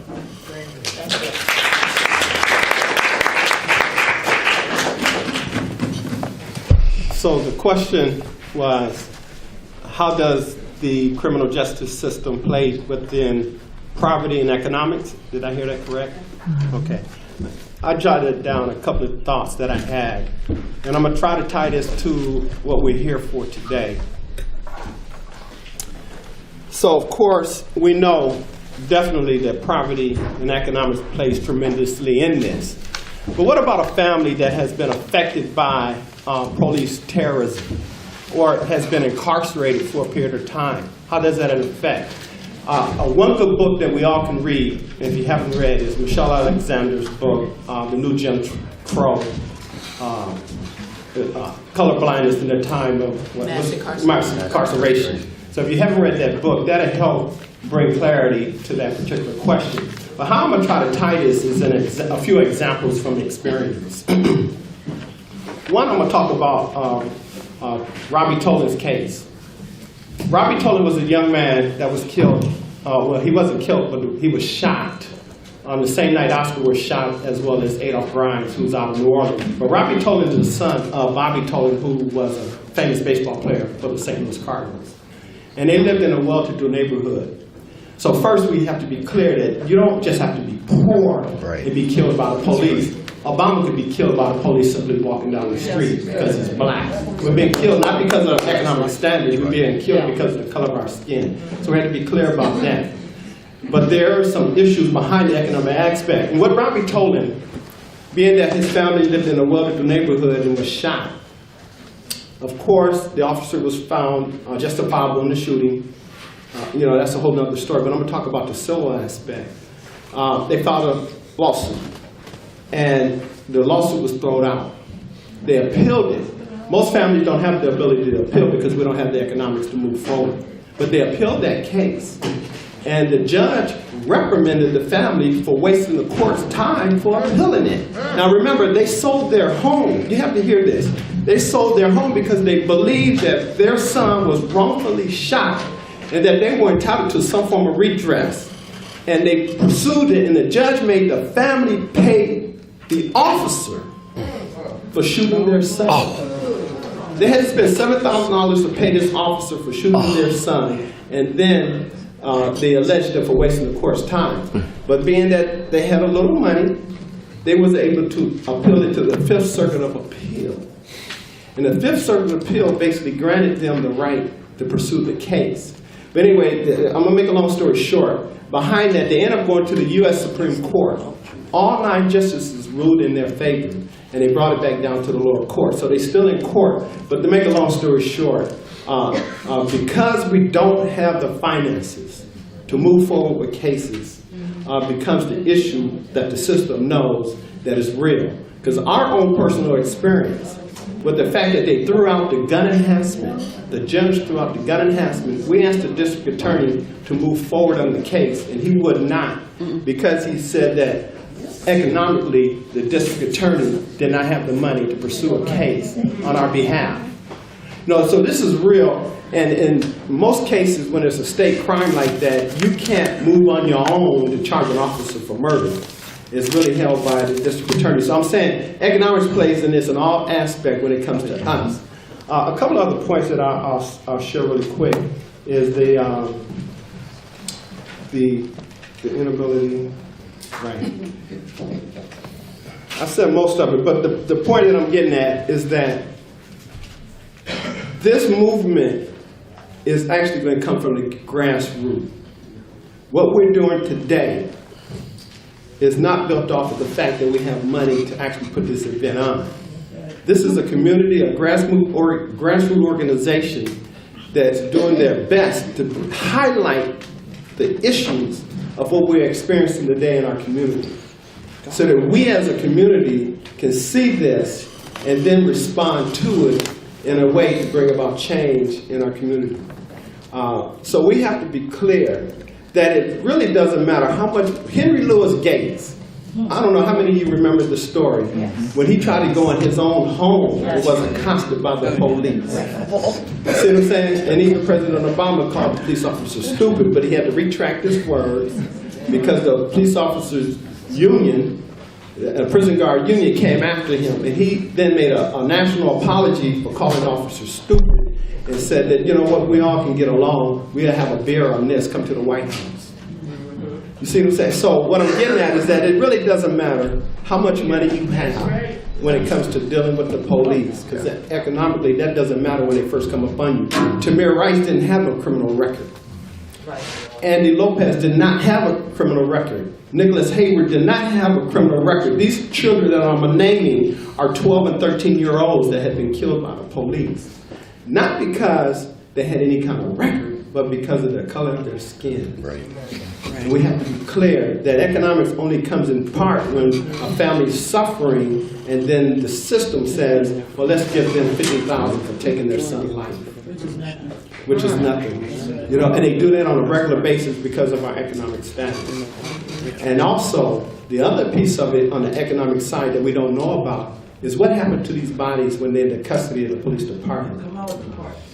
You know, how many of you know actually that the body parts of our loved ones are being stolen while they sit on the morgue in the police department custody because they're trying to determine whether they was under some influence. And they're taking the body parts. There's a national investigation going on about body parts being stolen. And it happens when our bodies lay up in the morgue for a period of time because usually the police department don't want to release it soon because they claim they're trying to derive evidence. You know, my wife is just doing her fingers because we know from experience how many families have questioned. Just a quick example, Kendrick Johnson out of Valdosta, Georgia, the young man that was rolled up in a roster mat. The family buried their son, but then they decided that they wanted to exhume him and discovered that all his internal organs were missing. His body was stuffed in newspaper. Somebody benefited from his internal organs. This is happening all over this country today. And that's not the first family that we know about personally, but the mass media is not talking about it. So besides the criminal justice system guaranteeing these investors that they're going to keep the prisons 92% full so that they can get some kind of real profit for their investment, that is real. Economics plays tremendously in this, and when it comes to the black skin and the brown skin. That's all I wanted to share. Excellent.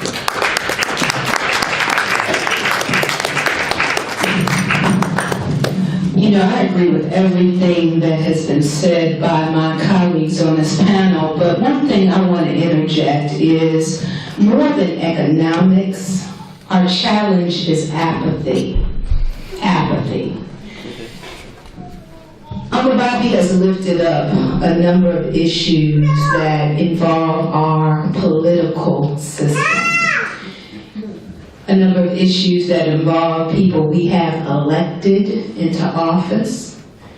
And those people who are elected into office appoint individuals. The city of Cleveland really is no different from Ferguson, Missouri. Say that. Right? We know that in Ferguson it is a majority African American community. So is the city of Cleveland. We're what's called a majority-minority city.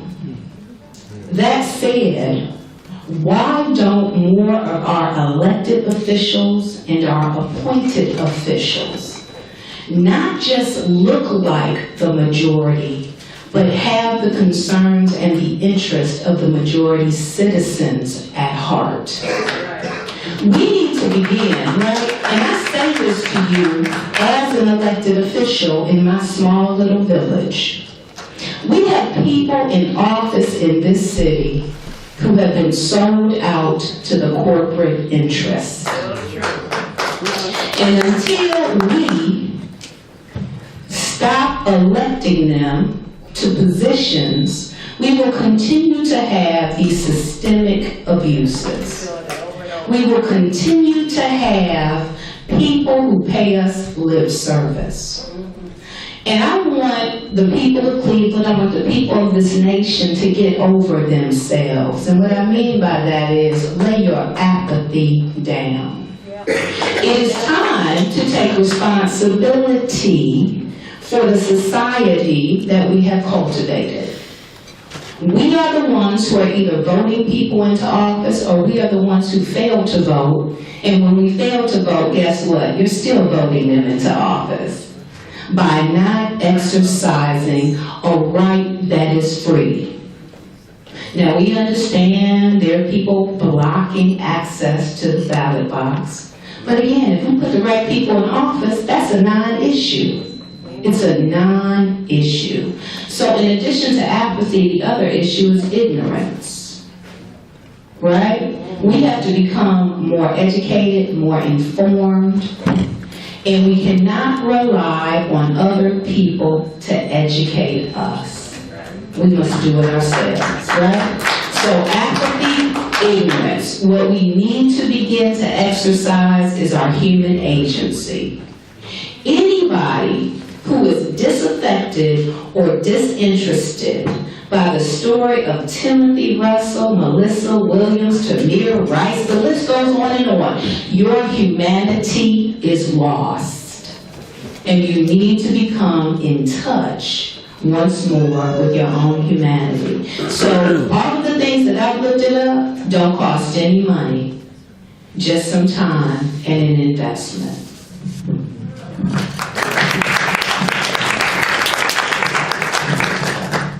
I share with you during the introductions, I took you back to the 1930s. Most of you don't remember, can't recall. I guess I may be the senior in this group. But you know, as I sit here and listen to the testimonies, and I listen to the response of my colleagues here on the panel, and I'm thinking, I've been hearing this for 80 years. Nothing's changed. We have just had the visit, they are still here. The Department of Justice. They are here. They are here investigating, they are coming up with recommendations and so forth and so on. Now let's not forget that the Department of Justice came to this city in 2004. Same routine. Less than a year later, the young 15-year-old was shot in his bedroom on the east side of Cleveland. Less than a year after all of the DOJ discussions and so forth and so on.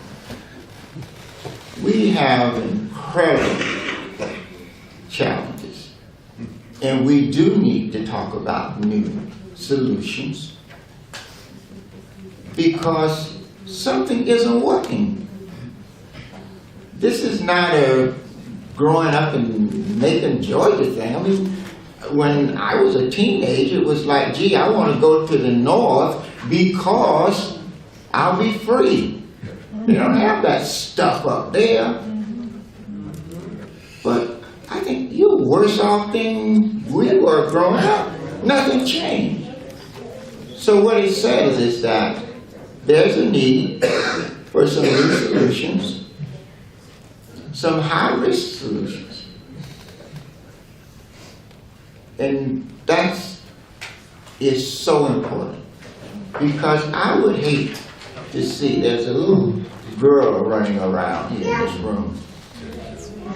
Yeah. Now you mean to tell me 80 years, she gets the message. You mean to tell me that 80 years from now,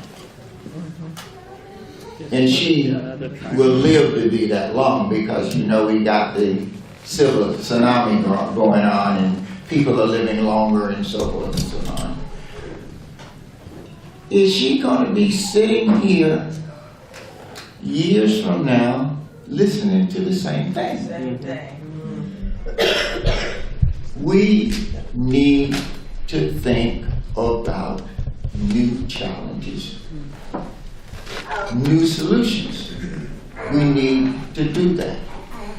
And sometimes I remember as a student in the South, and we went through training, you know, the nonviolent training and all of that. And I do remember my classmates. I remember one evening we were sitting down before we were about to go on a march. And we were actually committing ourselves to dying if necessary. Yeah. We need to think of more solutions that's going to do what we have not been able to do over the past century. We need to think seriously about new solutions.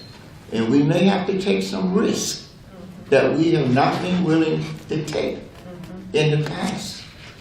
We may have to. My classmates in Georgia and Alabama, you know, they made commitments. We may have to do that because I'm so afraid that this is just going to continue. And that is very frightening.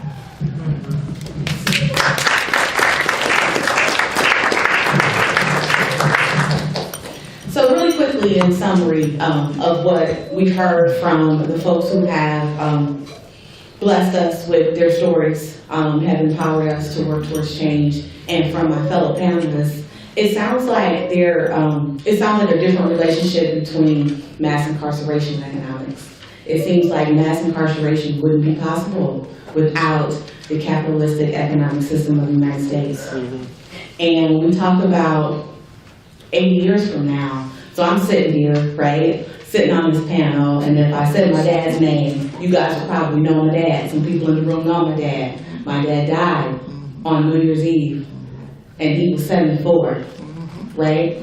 And so now I'm sitting here fighting the same fight that my dad was fighting. Do I want my children to fight the same fight?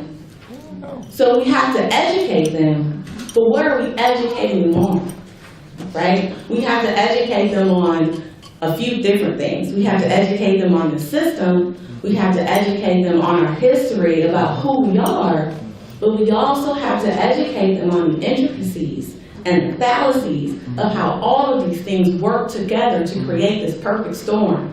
We have to educate them on the capitalistic nature of American culture. That's what our young people, that's how they're so disconnected. They're disconnected because the generation that came before them shielded them so much till they don't know. They don't know their history. They don't understand that spending all day here disconnects them from the humanity of their fellow people who they are in community with every day.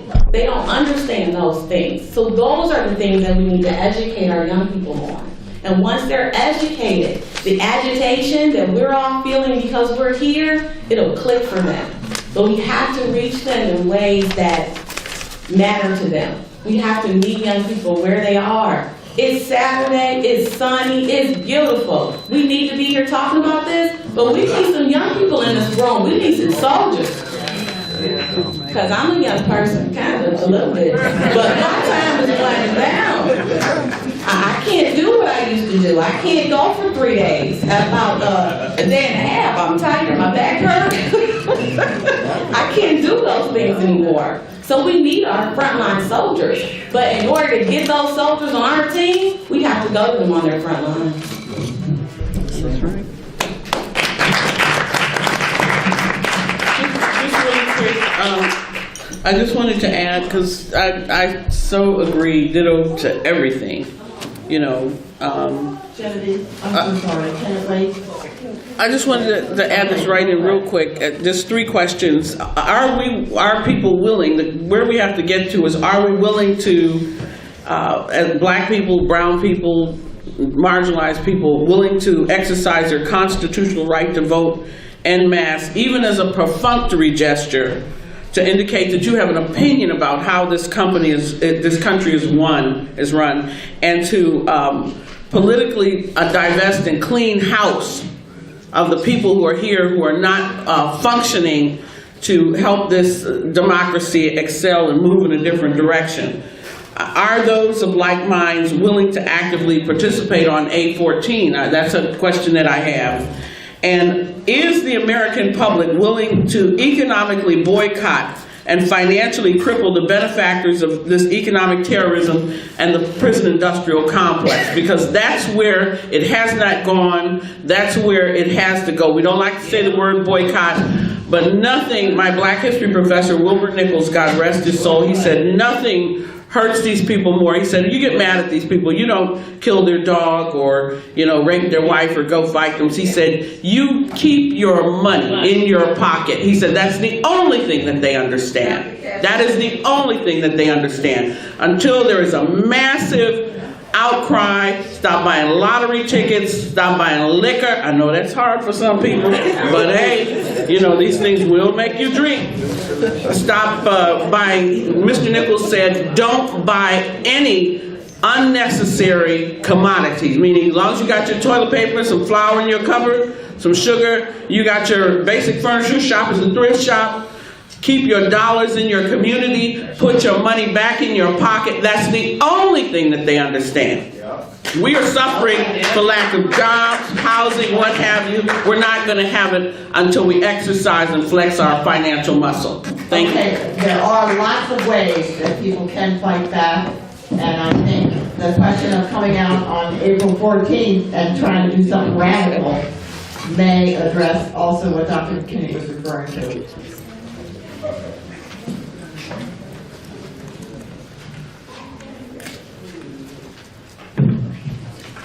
I want to say thank you for this event. I know there are some things that we don't want to put on record, but I'm here to put certain things on record. That's why I came out here today.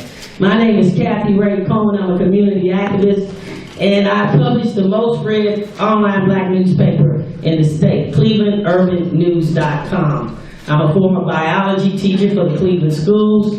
I worked for the Calling Post for many years, covered the Democratic election, and our newspaper deals with disenfranchisement. There are a number of people that don't want me to say what I have to say here today. I also lead the Imperial Women, and the reason they're talking when I'm talking is because I'm Black. If I was white, they'd be sitting down being quiet, and we ask that same respect of Black women that others get.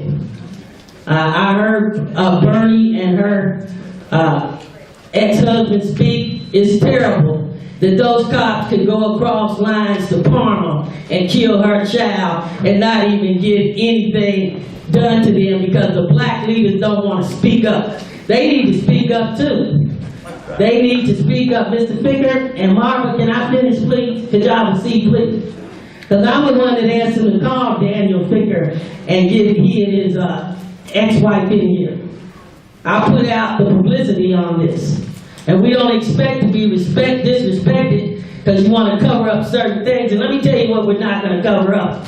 We're not going to cover up the fact that relative to the 137 shots, it was prosecutor Tim McGinty that lobbied to the grand jury that they not be indicted. Wow. And while you're running around going after everybody else, because he's white and a county prosecutor, you don't want to bother him, including some of these people on these panels.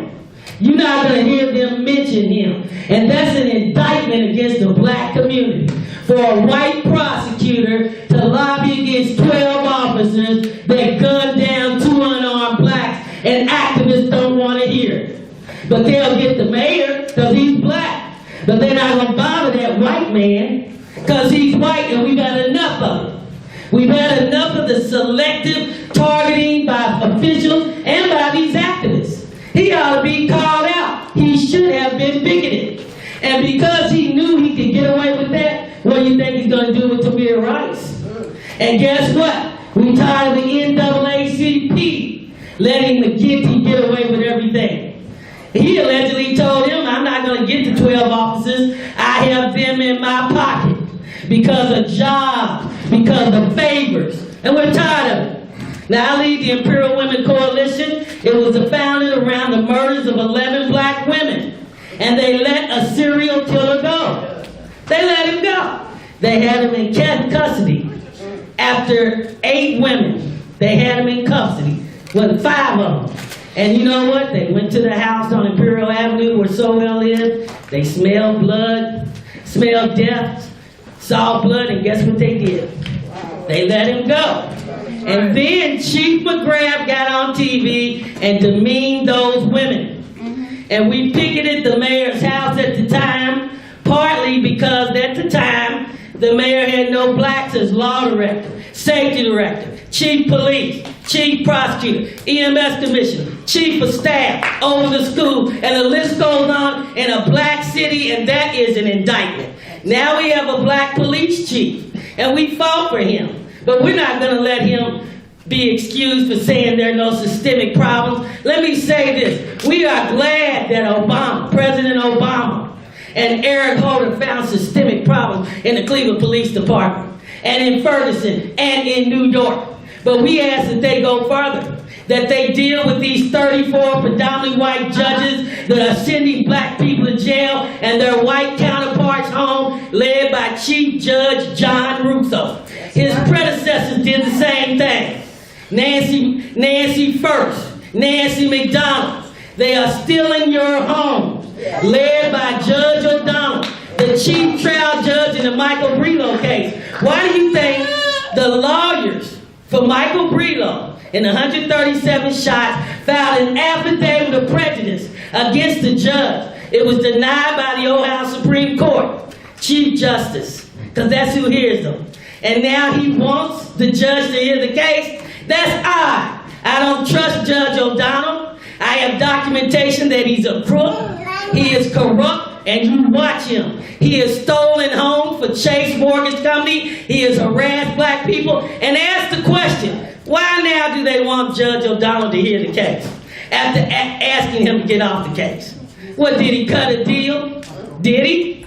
And the reason they're after Angela Stokes and won't bother white judges is because she's black.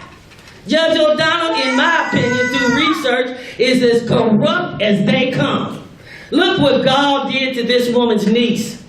Put her in jail. He was supposed to be disbarred. He's still sitting on that 34-member predominantly white court. And these police in these surrounding communities are denying blacks counsel. I'm going to tell you where. Cleveland Heights, they're denying them. Berea, all across. And then they go to we went to the NAACP, they would not do nothing. You wanna know why? Because they're too busy getting favors. This is what they want to keep quiet. And I tell you, you should have picketed McGinty a long time ago. Because it makes no sense that all 13 of those people are not on there. And you know why you didn't picket them? Because there are too many activists in his pocket. I love you activists, but quit playing games. And in terms of the mayor, I don't have a position on the recall. But one thing that I was taught as a reporter, you don't go after black people and leave white people alone because you feel inferior. And you know what that's called? It's called intra-group hostility. It's a byproduct of racism where you get a black mayor and let a county prosecutor go. You're not going to picket McGinty because he's white. You should have picketed O'Donnell. He's white. Stop the racism. Stop the sexism. We want those 12 officers prosecuted under federal law. We want them prosecuted. We want the officer that killed Tanisha Anderson prosecuted. We want the officers that killed this woman's son, our lone white man. We want them prosecuted. We want the officer that killed all of these black people to be prosecuted. Now try to keep that off a record. Thank you.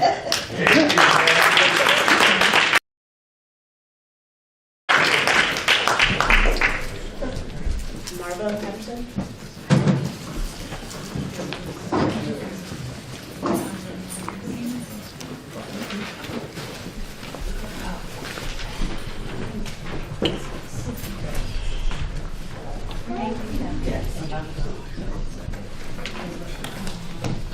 Well, good evening. Good evening. And you know, this is a great thing that we are all here and this event is taking place. We truly need to hear these stories and understand these stories and know exactly what's going on, and it is corruption. It's corruption in the judiciaries, it is corruption all the way to the top. And I am here today to speak on two cases, and I will try to get through as quickly as possible.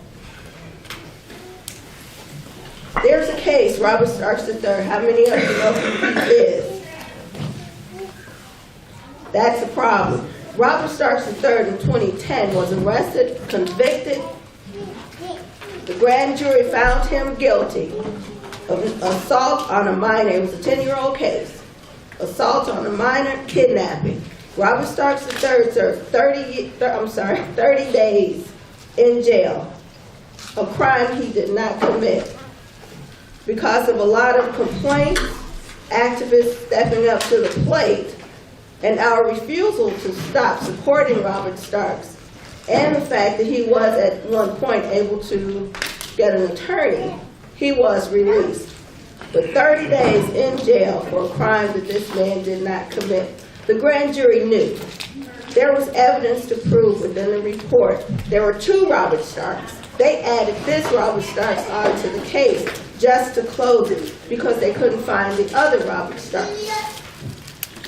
The name was synonymous, Robert Starks III and Robert Starks.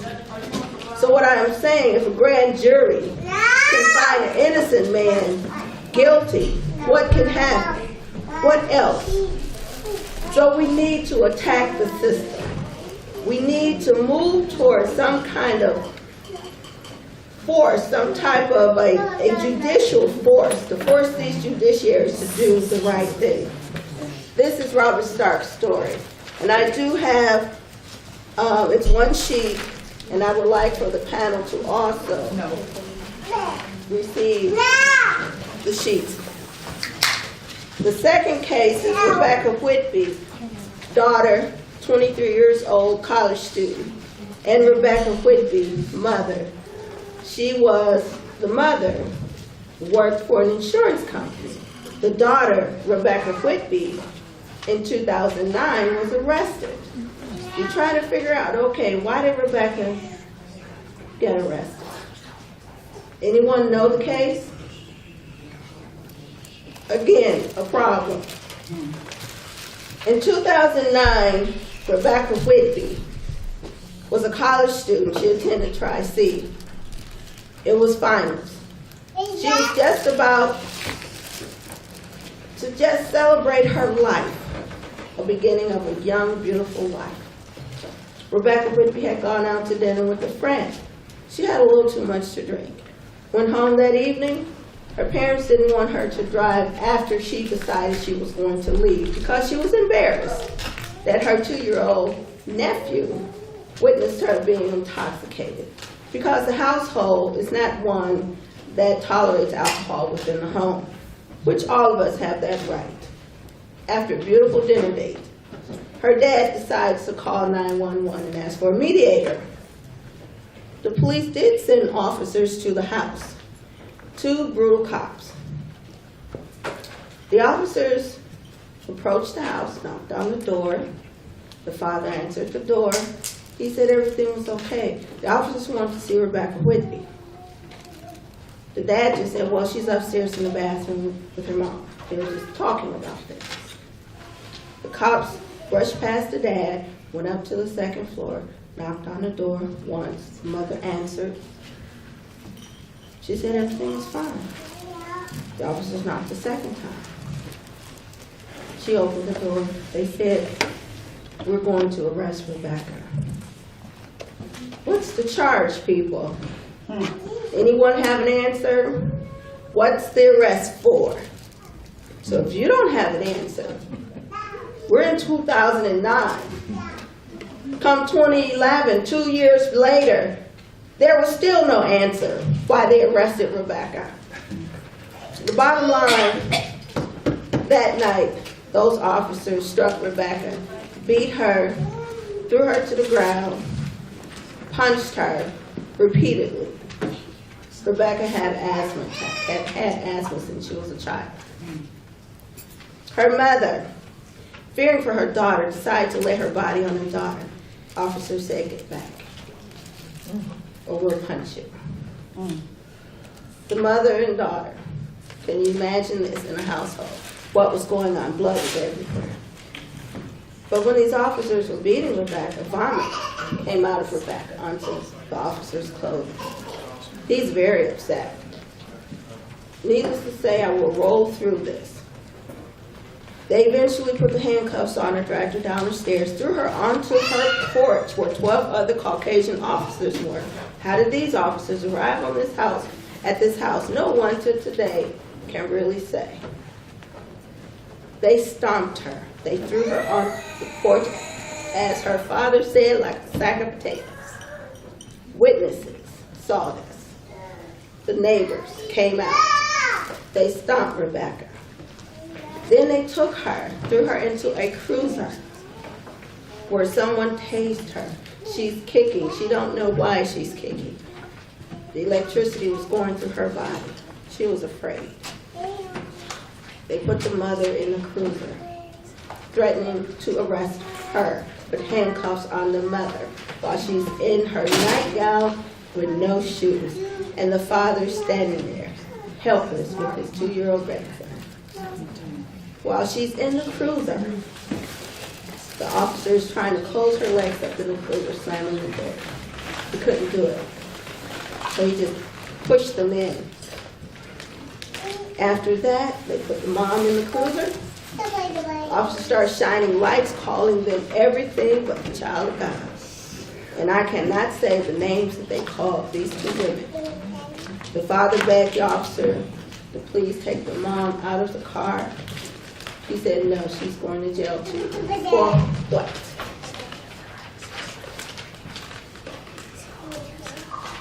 Finally, the officer did. He changed his mind. After dad said, let me get her some clothing.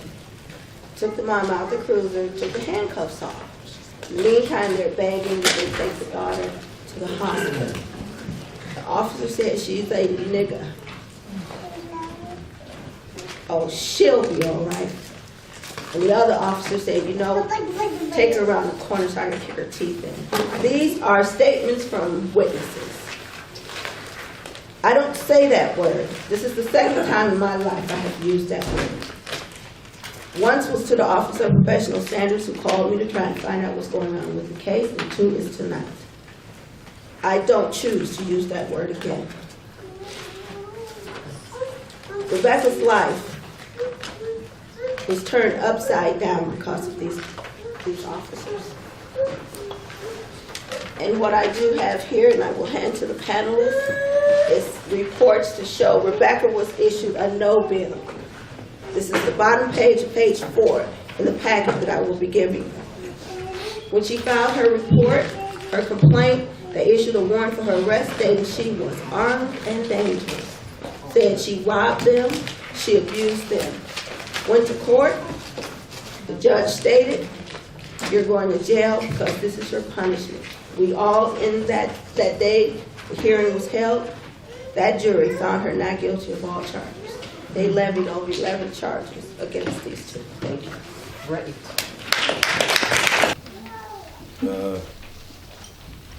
Good afternoon, ladies and gentlemen. Talk louder. My name is Kip Holloway. I'm speaking for Melissa Williams, Timothy Russell, Jameer Rice, Tanisha Henderson, Michael Brown, Oscar Grant, and the rest of them that can't speak.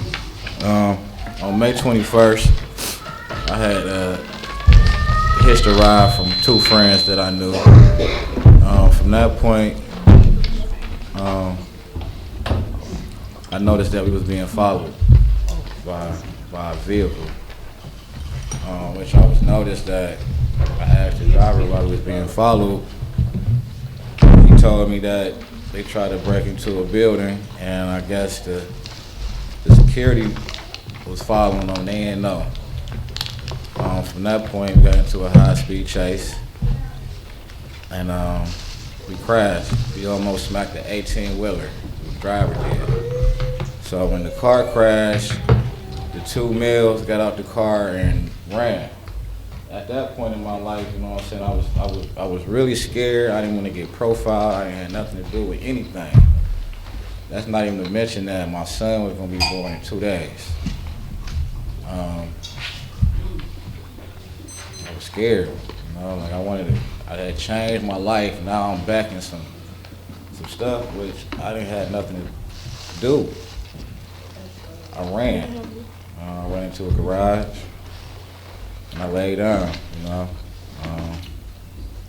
At that time, I hear walkie-talkies and stuff going on, and then I see a foot come inside the garage.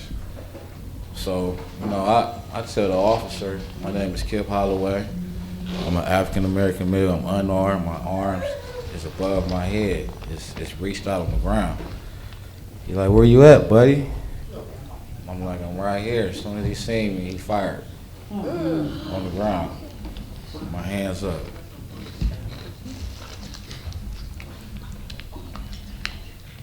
He put his pistol in my mouth and asked me, "Where's my boys? Why you gonna make me chase you, nigga?" This coming from a Cleveland police sergeant. At that moment, another sergeant come in. He like, "Where's the gun? It ain't no gun going on? Where's the gun?" So I'm on the ground, I'm bleeding. That's not even to mention that I got the bullet went through my chest too. And they was getting their story together right in front of me. And two sergeants, and there was two other officers by the door, which was blocking other officers from coming in. So at that point, they put the handcuffs on me, they brought me out, and they dropped me on this lady porch. Wow. Blood going everywhere. So as we was about to get into the ambulance, one of the officers that was inside the garage blocking the door from other people coming in was like, they get into an argument with the EMS. This happened on 126th and Shaw. University Hospital is around the corner. He get into an argument stating that we need to take him to Metro. He like, he probably ain't gonna make it by then, take him to Metro. The other EMS was like, "No, I got an order. My order is to take him to University Hospital." This is going back and forth for like 3 minutes. So when we get to University Hospital, they started, no, they like, you know what I'm saying, they like, we thought he had a gunshot wound to his arm. Come to find out it's a gunshot wound to his chest too. So they trying to be nonchalant. Other officers come in, they mocking me. Not even to mention while I was in the ambulance in the EMS truck, the same officer that got into the argument with the EMS, he told me he gonna blow my brains out just off the bat. Like, why would you tell me you're gonna blow my brains out? I'm not, no harm. I got handcuffs on and I'm bleeding. From that point, they take me to Metro. I had got compartment syndrome, damaged.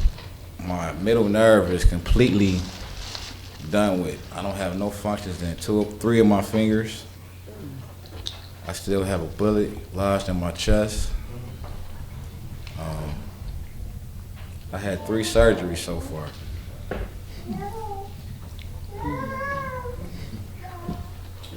I am disformed by Cleveland Police, by Sergeant Timothy Patton. That's not even to mention the bullet wound that's still in my chest. My son is 4 years old. I remember when I was a kid, we used to run and be like, "Man, can we get a badge? Can we get a badge?" Now my son is like, "Daddy, go to police." Like a 4-year-old trying to be scared of a police officer. How black children are afraid of police. They threw me in jail for 5 months with knowing that I didn't have anything to do with that crime. I went to trial and got acquitted. To this day, I'm still harassed, I'm being followed. And what I believe is we had to come up with a solution. Like he said, we have to take a higher risk as far as the solution and whatever. At the same time, we fight against a culture which goes all the way up to the judge, the prosecutors.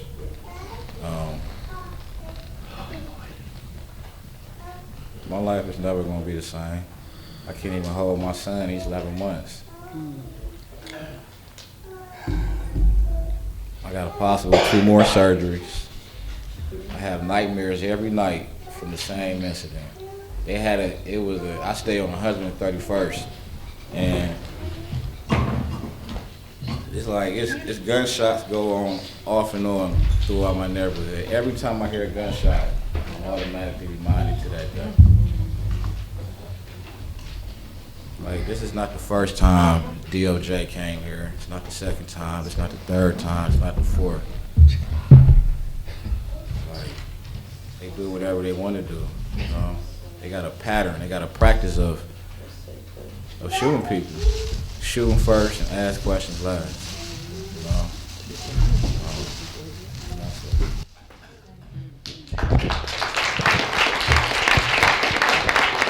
Excuse me, sir, what is your name? Sir, what is your name? My name is Kip Holloway. Kip Holloway.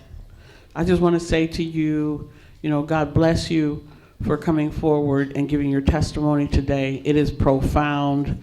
To sit here and listen to that narrative that is just so stark in terms of what is really happening out there to people is shameful. It's shameful. And the police department, not only in this city, but in every city across this country where those actors, and they know who they are operating outside of the, what is constitutionally correct, should be totally ashamed of themselves, and the politicians as well, and anyone else who knows that this is going on and is allowing this to happen to black people and poor white people and whomever, women, children, over and over and over again. It is an absolute unforgivable shame that happened to you and should happen to anyone. That's right. And so I just commend you for standing up and telling us this. It's like, this going on, this happened May 21st of 2014. We haven't had one piece of paper yet. Not one investigation, not nothing saying basically what happened or what has been done. Like, R.A. Vernon had a round table, this was a few months ago, and he was Dr. Jawans Colvin and R.A. Vernon, and the mayor was there and the chief of police was there. So, I wait till everybody get done talking, and I go up and I talk to the mayor. And he knew who I was before I even said anything to him. He knew who I was. And all he could do was just say, I'm sorry. I'm sorry. I'm sorry, Kip. He ain't got no power. I'm sorry, Kip. He said, go talk to my chief. So I go talk to the chief, and I'm in line with about 6 people. And people trying to talk to him and express certain concerns and whatever, and he just stopped talking and just automatically just locked eyes on me. So when I finally did talk to him, he tell me, what do you want me to do? Now, who is this? Your nephew. The chief of police. Yes, he's my nephew, but if he's wrong, he's wrong. He said, what did he say? You didn't have to say that. Chief Calvin Johnson. Calvin Calvin Williams. That's my nephew, yes. He tell me that, he said, what do you want me to do? And he just pretty much expressed his concerns and say, I'm sorry. And then I was like, you need to express this concern and this issue as if I was your son. And all he could do was just, his eyes watered up. You know what I mean? Like, it touched them. Because the truth is the truth. If you're wrong, you're wrong. If you're right, you're right. And they was wrong.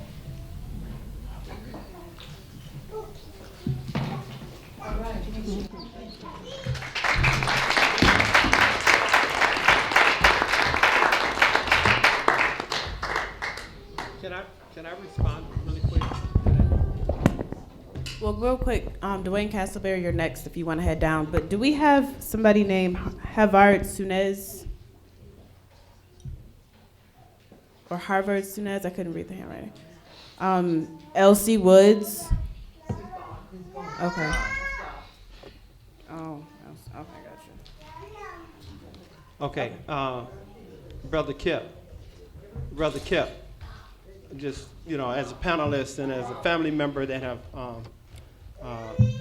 lost a nephew in the way that you did, it's a blessing that you're still here to share this story. The world don't know about it. And this testimony here that you provided will help give some insight to the heinous act of police officers here in the state of Ohio, specifically here in the city, Cleveland. But it's critical that you don't expect people like this chief or others to really do anything about your pain. Today, the work is going to come from you. You're a young man. Young people need to hear your story. Yes. What you could have said to that chief that day is, what do you want me to do?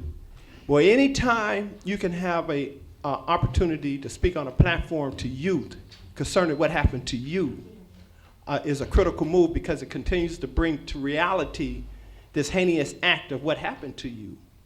Only we can tell our stories. And if we fail to tell them stories, they'll never be told. What happened to the man in San Bernardino just recently, 2 days ago, I don't know if you know the story yet, is an example. He happened to live, but it's an example of what happened to you. Laying down, hands up, in a complete surrender state, and still openly we have a police officer that tried to take your life. But yet, we cannot expect people to tell that story. I'm thanking God that you were able to tell that story. Like the Robbie Tolan family, he's able to tell his story. He has become an activist. We need people like you, as this sister was sharing, filling up this room with young people. That's right. Yes. Because young people need to hear that. That's the only way we're going to equip and get people involved, by them seeing and hearing you. We older have had our experiences, but as the doctor said, McKinney said, and you repeated it, it takes a new method today. You have an opportunity to lead that movement in sharing your story and creating this new method to bring about this change. So I take my hat off to you. I thank you for sharing that, but I want you to know how critical it is that you don't stop here. Mm-hmm. Continue to tell that story every opportunity you get. Hello, everybody. Thank you for having me. Not exactly easy to come up here. I was up there thinking. I kind of didn't even know where to even start. But I grew up on 126 and Miles.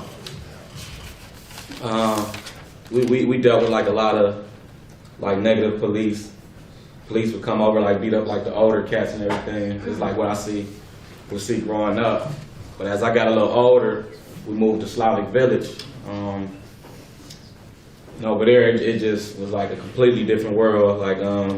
We moved over there, we had people would drive by calling us niggers and throwing stuff at us and all this. This was in 91, 92. And we would just get harassed, chased home from school, everything. The police would do nothing. They else would do something, but it wasn't for our good. We just went through a long trail of dealing with the police, especially my brother Deshaun Castleberry. It just seemed like it was a regular, normal thing to kind of, if you get caught alone by the police, you're gonna get harassed. You're probably gonna get beat up. They were so bad over there, especially around 93rd and Harvard Miles. They used to actually drive by and point their guns at us while they drive by, and shout little stuff out the window. This was the police. So it's so many incidents to talk about. I'll try to focus on a few. Like I remember one time being smacked in the back of the head and called a fag because I had a pink tick, being pulled over by the police. I didn't have anything. They didn't charge me with anything. I had nothing.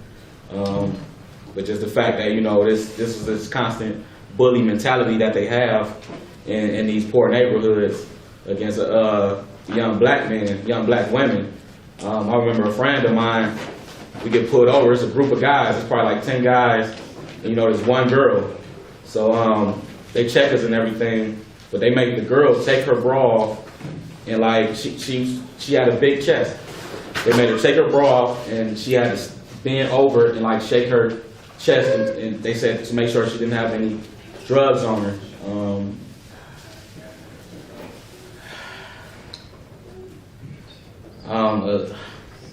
Another time I remember.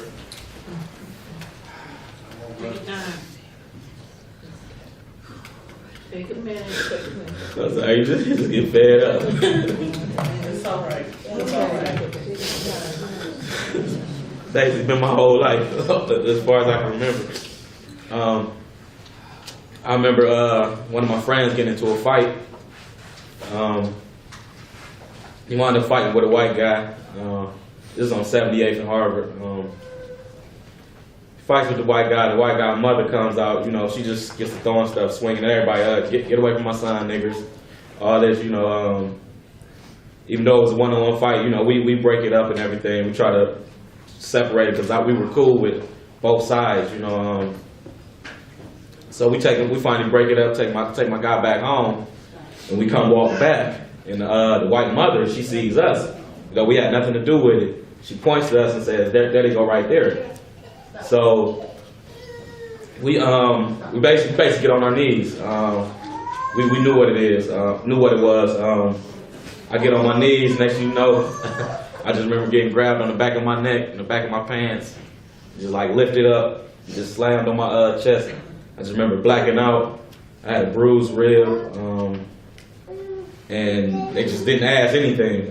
They had us in the car talking to the lady, and she finally admitted to them that we weren't involved, so they just like let us go, like it was nothing.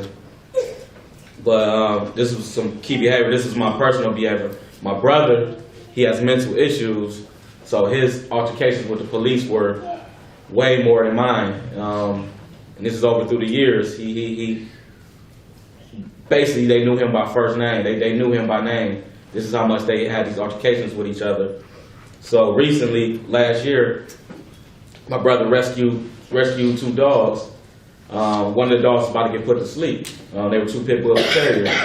And my brother's always had a passion for dogs, so he rescues the dogs, but he doesn't know that the one dog, even though around humans is real submissive, real meek, around other animals it would turn into a different dog.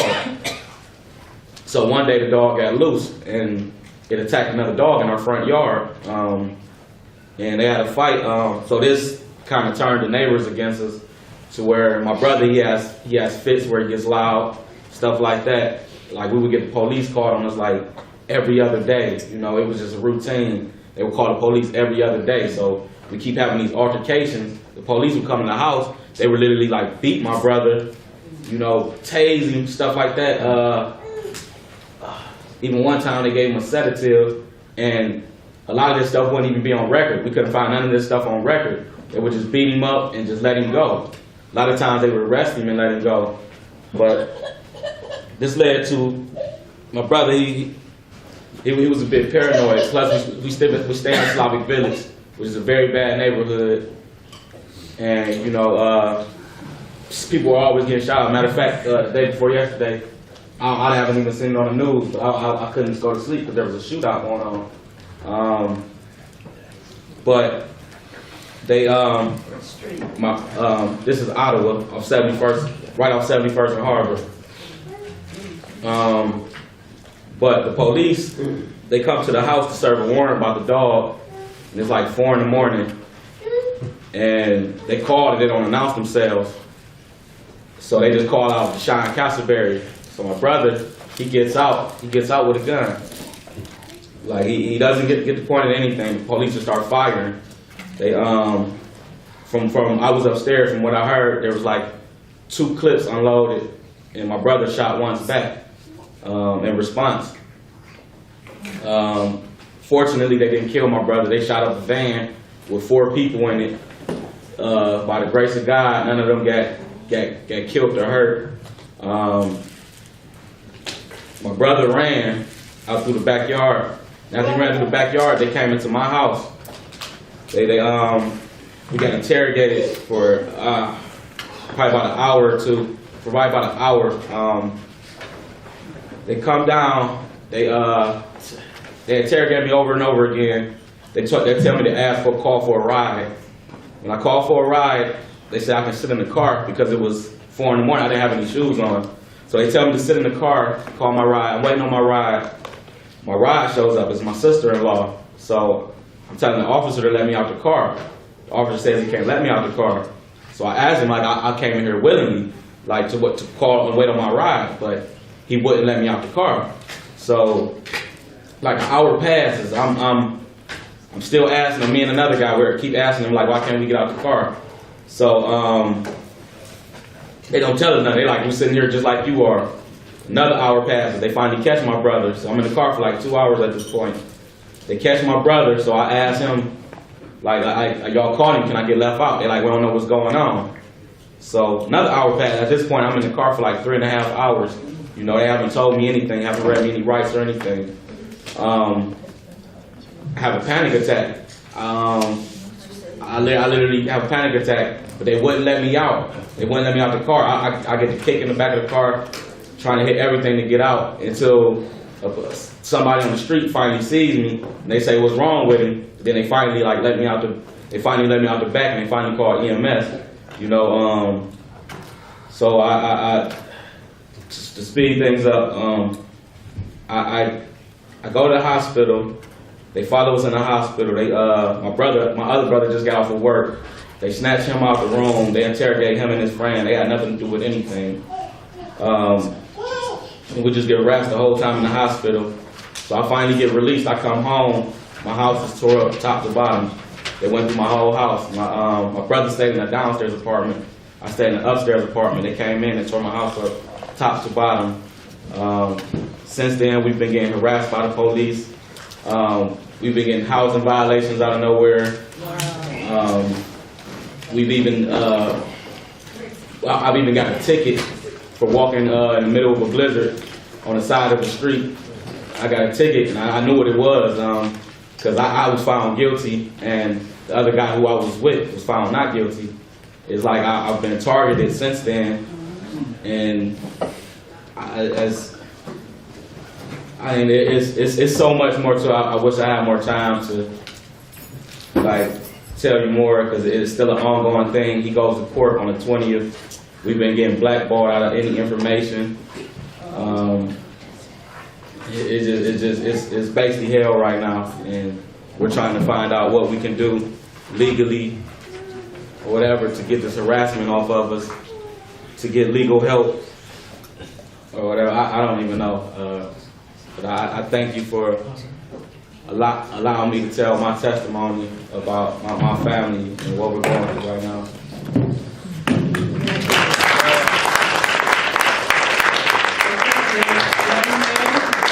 Young brother, again, thank you for your testimony. Just real quick, I'm going to say to Carol that this is so highly important. We need to hold tribunals all year long, a series of them all around the city of Cleveland, around the county if necessary, to get the truth out about what is going on, what is being covered up.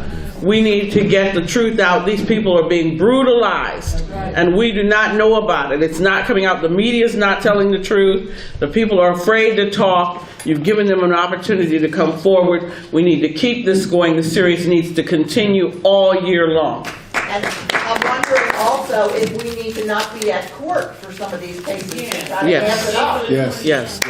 I just want to thank you. Great, that was beautiful, Dwayne. And actually, the politicians, I don't even give a shit if they do hear it, because the main thing is the people need to hear it. The politicians, all they want to do is smooth the shit over. Otherwise, they know some of that's going on, but they do nothing but cover it up. Thank you. I need you to come to court, Carol, because I'm still being victimized. I have a lawsuit against the police. What's up, Dwayne?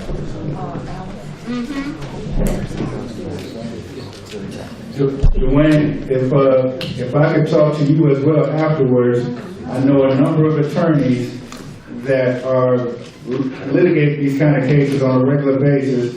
I'm sure somebody would definitely be willing to take your case on and see what they could do for you and your family. Yeah. You and Ken. I love that. I love that kind of talk. I represent myself. I need a lawyer too. Go ahead and get one. I love it. I've been fighting mine for over 12 years. Is If my mother was born, nobody would help me. Lisa Perkins? I have Lisa Perkins. We have some people who have lost family members. Brenda Biggerstaff and Clarence Jones are going to be after. Right before Lisa go, I want to just say to Kip, not Kip, but Dwayne, as well as Kip, it's critical that we hear your story. Because you are the movement, you're the leaders of this movement. And as my sister said, this group should be full of young people. And as my brother has shared, that we definitely would like to meet and speak with you, because we can share with you some of the things that you can do to make the next tribunal a full house. It is critical, because this is really not even about you today, it is about your baby. That baby that you can't hold, if you fail to stand up today to represent that baby, or these children, think about what kind of life they will have. If you have shared your experience with us, and know what's going on, and fail to stand up and speak on their behalf, think about what kind of life they will have. We love you, Uncle Bobby. That's correct. We love you, Uncle Bobby. Tell the Misha I said hello. Tell the Misha I said hello. Okay. Oh, okay. My name is Alicia Kirkman. My son name was Angelo Miller. He got killed 8 years ago. It's hard for me to do this. It's been 8 years, but it seemed like the longer it is, the worse it's getting. And so he was 17 years old. He was out doing things that some kids do. We all have not did right growing up. So he broke in a car. So him and his friends got away. So Angelo comes back home, he gets his car, thinking he could go get, the radio they stole out the car, get it. But it didn't happen like that. When he was pulling up, it was an off-duty police officer. I really don't know how this went because I was not there. But what I do know is when they told me that my son tried to run the police officer over. Every mother knows their child, the good and the bad. I knew my son didn't try to run a police officer over. So the 911 tape came out, and you heard the officer saying, one second, please. You heard the officer saying, put your hands up, put your hands up. You heard my baby say, my hands are up, I swear to God, I don't got nothing, I ain't doing nothing. All of a sudden, the phone went dead. My son's car was shot up 8 times. It don't take a rocket scientist to figure out if my son was trying to run him over, why wasn't the front windshield shot out? Why wasn't the back windshield shot out? All the shots came from the side of the car. A bullet went in, ricocheted, hit my son in the back. And, had a lawyer. Lawyer came to me. It's not about no money. You know, what's gonna happen to this police officer? That's right. You know, the 911 tape is letting you know my son said, my hands are up. I swear I ain't doing nothing, I don't got nothing. But it's just a mystery. You hear your son saying his hands are up, but how did the car still move? You know, it's like if your child said my hands are up, the car gotta be stopped. You know, but as usual with the city of Cleveland, what they do when they know they are wrong, they will settle. They will settle. Me, I don't want your money. You know, I want this police officer to be charged. That's right. What's his name? John Lundy. So, I wanted to take it to trial. Couldn't take it to trial because I didn't have $20,000 to take it to trial. So I end up settling for the simple fact my child had 2 boys. So when his boys get older, if they want to go to college, they will be able to go to college because they have something. His kids was only 1. They have something from their father, you know, but it get worse and it get worse.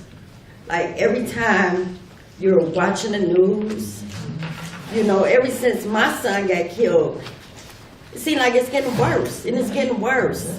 You know, and it's like you can't heal because the pain, when you see that, when I saw the young man running for his life and they shot 8 times. How can a parent ever heal? I mean, somebody had asked me something before and I told them, it's like I put on a disguise because I have to go to the workforce, I have to deal with the public, I have kids and grandkids.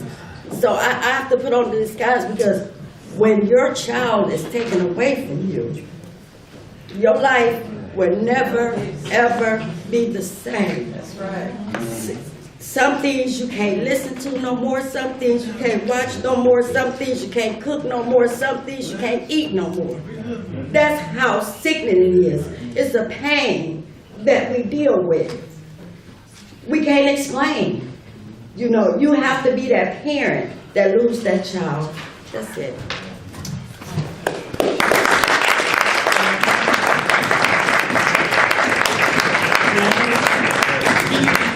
Anna, let me say thank you for your testimony as well. When you're talking about you don't understand why that happened, there's an historic rubric for that, and it's like the slaves that used to see the whipping or the lynching in the barnyard, and they did that for power and control to contain their behaviors and to make them submissive so that they would not get out of line.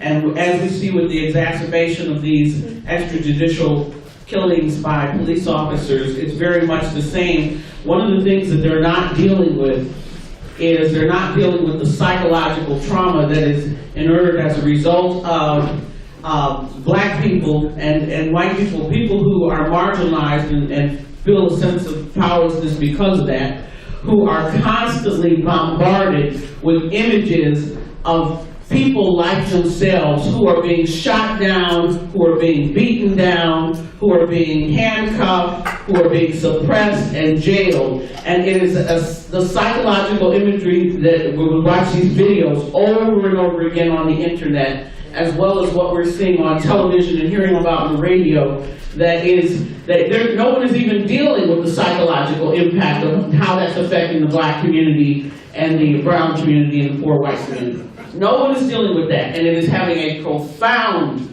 impact. The young man said that, even his 4-year-old son sits up there, and when he sees a police officer now, which typically, when I was young and growing up, and these kind of things weren't quite as prevalent for that period, children would say hi to the police officers or whatever, but now for a 4-year-old child to say, "Oh, Daddy, there goes the police," that is horrible. It is a horrible commentary on where we have come and where the situation is. And so I'm proud of the people, proud of you for standing up and making your testimony and your stories known. It is important, it's vitally important, and this has to continue. Thank you.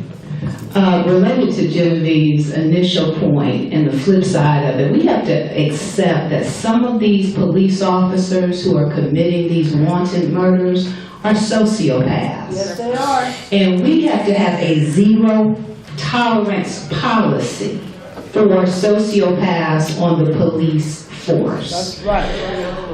You know, and until, I know Bill said he doesn't care about the politicians, but I'm trying to get you all to understand, your elected officials have a role to play in this process, right? As a people, whether we are African American, whether we are Latino, Hispanic, poor, whatever, we need to apply pressure on every front, including the political front. I want to lift up two police departments that I want you all to begin to research. The Seattle Police Department and the Portland, Oregon Police Department. They are taking some radical steps towards improving the cultural competency of their police force. I believe it is in one of those municipalities, they are now demanding that 50% of the police force look like the community that they are policing. Now, I know just because someone is African American doesn't mean they're on our side. I believe it was Zora Neale Hurston that said, all my skin folk ain't my kin folk. Okay? We're clear on that. But when you have a particular understanding and appreciation for the community that you serve, you have an opportunity to develop and enhance your empathy. Your empathy, having empathy means you are not a sociopath. So we need police officers that are empathetic. We also, I want to deal with the issue of economics here. The question was posed earlier. Since 9/11, the police force in this nation has become a militarized police force. If you drive by my little community, you're going to see a tank. And we are a community of less than 1,000 people. Why do we need a tank? It was given to us by the federal government as they began to get rid of their surplus of military equipment, right? So we need to get back to a day and age in which our police force becomes a force of peace officers. This militarized issue is really doing us in. So I've dealt with the issue of race, I'm dealing with the issues of economics. Now, in the city of Cleveland, and Angelo's mom, wherever she is, she lifted up the fact that when Cleveland knows that they are wrong, they settle, right? And that's a problem, y'all. These police officers still need to be held accountable. And giving somebody $50,000 is unacceptable. And until our elected officials and our appointed officials understand, like, for example, the county prosecutor, y'all know we elect him. You all do know that, right? With the black church. Right. We put him in office. That's a problem, okay? Because who is that prosecutor? The prosecutor represents law enforcement. The prosecutor does not represent the people. He should, but he represents law enforcement. So we have got to begin to deal with this issue on every front, including the political front. A revolution, a comprehensive revolution is what is called for.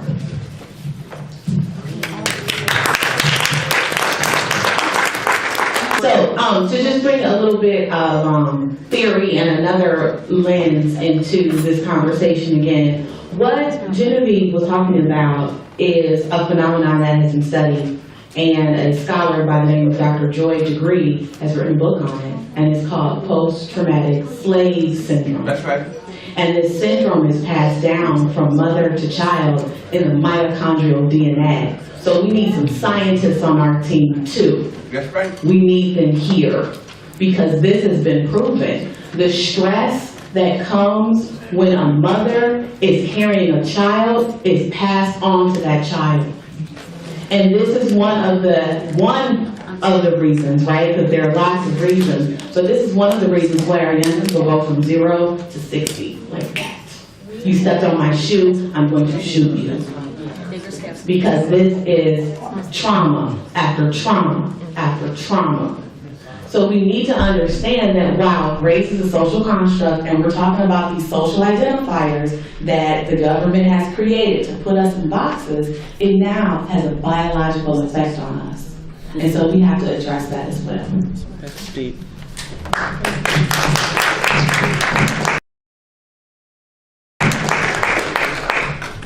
Can I have Clarence Jones followed by Brenda Baker-Sapp?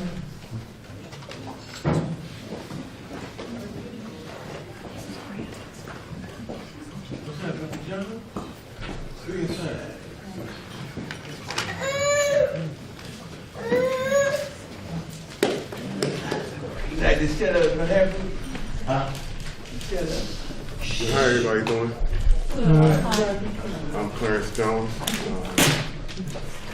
Brandon Jones was my son. I don't know what to say. Go ahead, tell it, brother. Tell the panel what happened. I miss my boy. I had some run-in. We can't hear you, sir. I had some run-in. Just speak a little louder. They jumped on me, they beat me, they kicked me, they handcuffed me, they maced me. I've been through it all. You know? And like the lady said about our son, we know our kids. We know he's good, and we know he's bad. And I did my best. I raised my son. Yes, sir. I've never been on his life. All his cousin did. You know, I'm talking about the bad things he did. You know, and he really wasn't a bad kid. You know, he was 18. He didn't start getting in trouble until he was 16. You know what I'm saying? You know, he was a kid. When he died, he still was a kid. He had that chance to turn over from a boy into a man. But he was in that stage, and he was trying. Go ahead. You know, and my son been through a lot. Y'all don't even know. Go ahead, brother. He been shot 4 times in his leg. He been shot in the head. And I did. And all this within a year. Within a year, he been through a lot in a year. You know your kid, I know mine. You talk to us well, I talk my eyes well. They don't listen all the time. They don't. You know, and they do something bad, first thing, why they do it. We don't know that. All we know is what we talking. You see what I'm saying? And they didn't get a chance to use it. You know, he was a good kid. You know what I'm saying? And I understand what you're saying. There's a lot of things I can't do no more. Certain food. You know, for my son got killed, we went out, we did some shopping. And he got this breakfast pocket Popeye still sitting in my freezer. Every time I look at it, I cry. I don't want nobody to touch it. That's what, you know, I got it. You know what I'm saying? Go ahead. And my son, he been arrested before. He got a little juvenile record. He know not to fight with the police. I tell you that. You know? Before he got shot, before he got shot, they tried to tow my car. It was parked on the street. Good plates on it. Tires full. Plates good. You know? My other son just bought a car, so we basically driving his car around. You know? They come to my car, I'm out doing something. And my son, they called him, the police out here, finna tow the car. I asked him to go out there. Asked him, can they hold up a minute, I'm finna come and move the car, I'm on my way. He said, he go out there to talk to him. First thing the police say, get away from the car, or we're gonna take you to jail. Get back up on the sidewalk, get away from the car. We taking the car, now y'all gonna do. You know what I'm saying? So I tell my son, don't worry about it. You know, I make it there before he took my car. You know what I'm saying? I'm trying to show my son different things. I'm out there, please, officer, don't take my car. Give me 2 minutes. Let me move my car and push it in my driveway. No, we ain't doing that. They should have been over there talking all crazy. What they got to do with me? I'm here, I'm begging. You know what I'm saying? I'm pleading in front of my son, trying to show him another way. You know what I'm saying? Talk to these police officers. Maybe they're good. You know what I'm saying? They ain't want to hear shit I have to say. Excuse me. They ain't want to hear nothing I have to say. Don't worry about it. We're taking your car. Because they was talking smart to it, because they were saying this. You know what I'm saying? I'm on the phone, I hear my nephew talk to the officer like, He's on the phone. He said, can you give me a minute? I ain't giving you nothing. I hit the officer. My nephew, he's not arguing with the man. He's not talking crazy with the man. You know what I'm saying? So I finally pulled up. I go talk to the officer. He rolled the window up. Boom. I see another car. I go talk to the other car. I'm like, man, what's up with my car? Can I get my car? Well, I'm the one that put the ticket on it. I mean, there's no ticket on my car. Where's the ticket?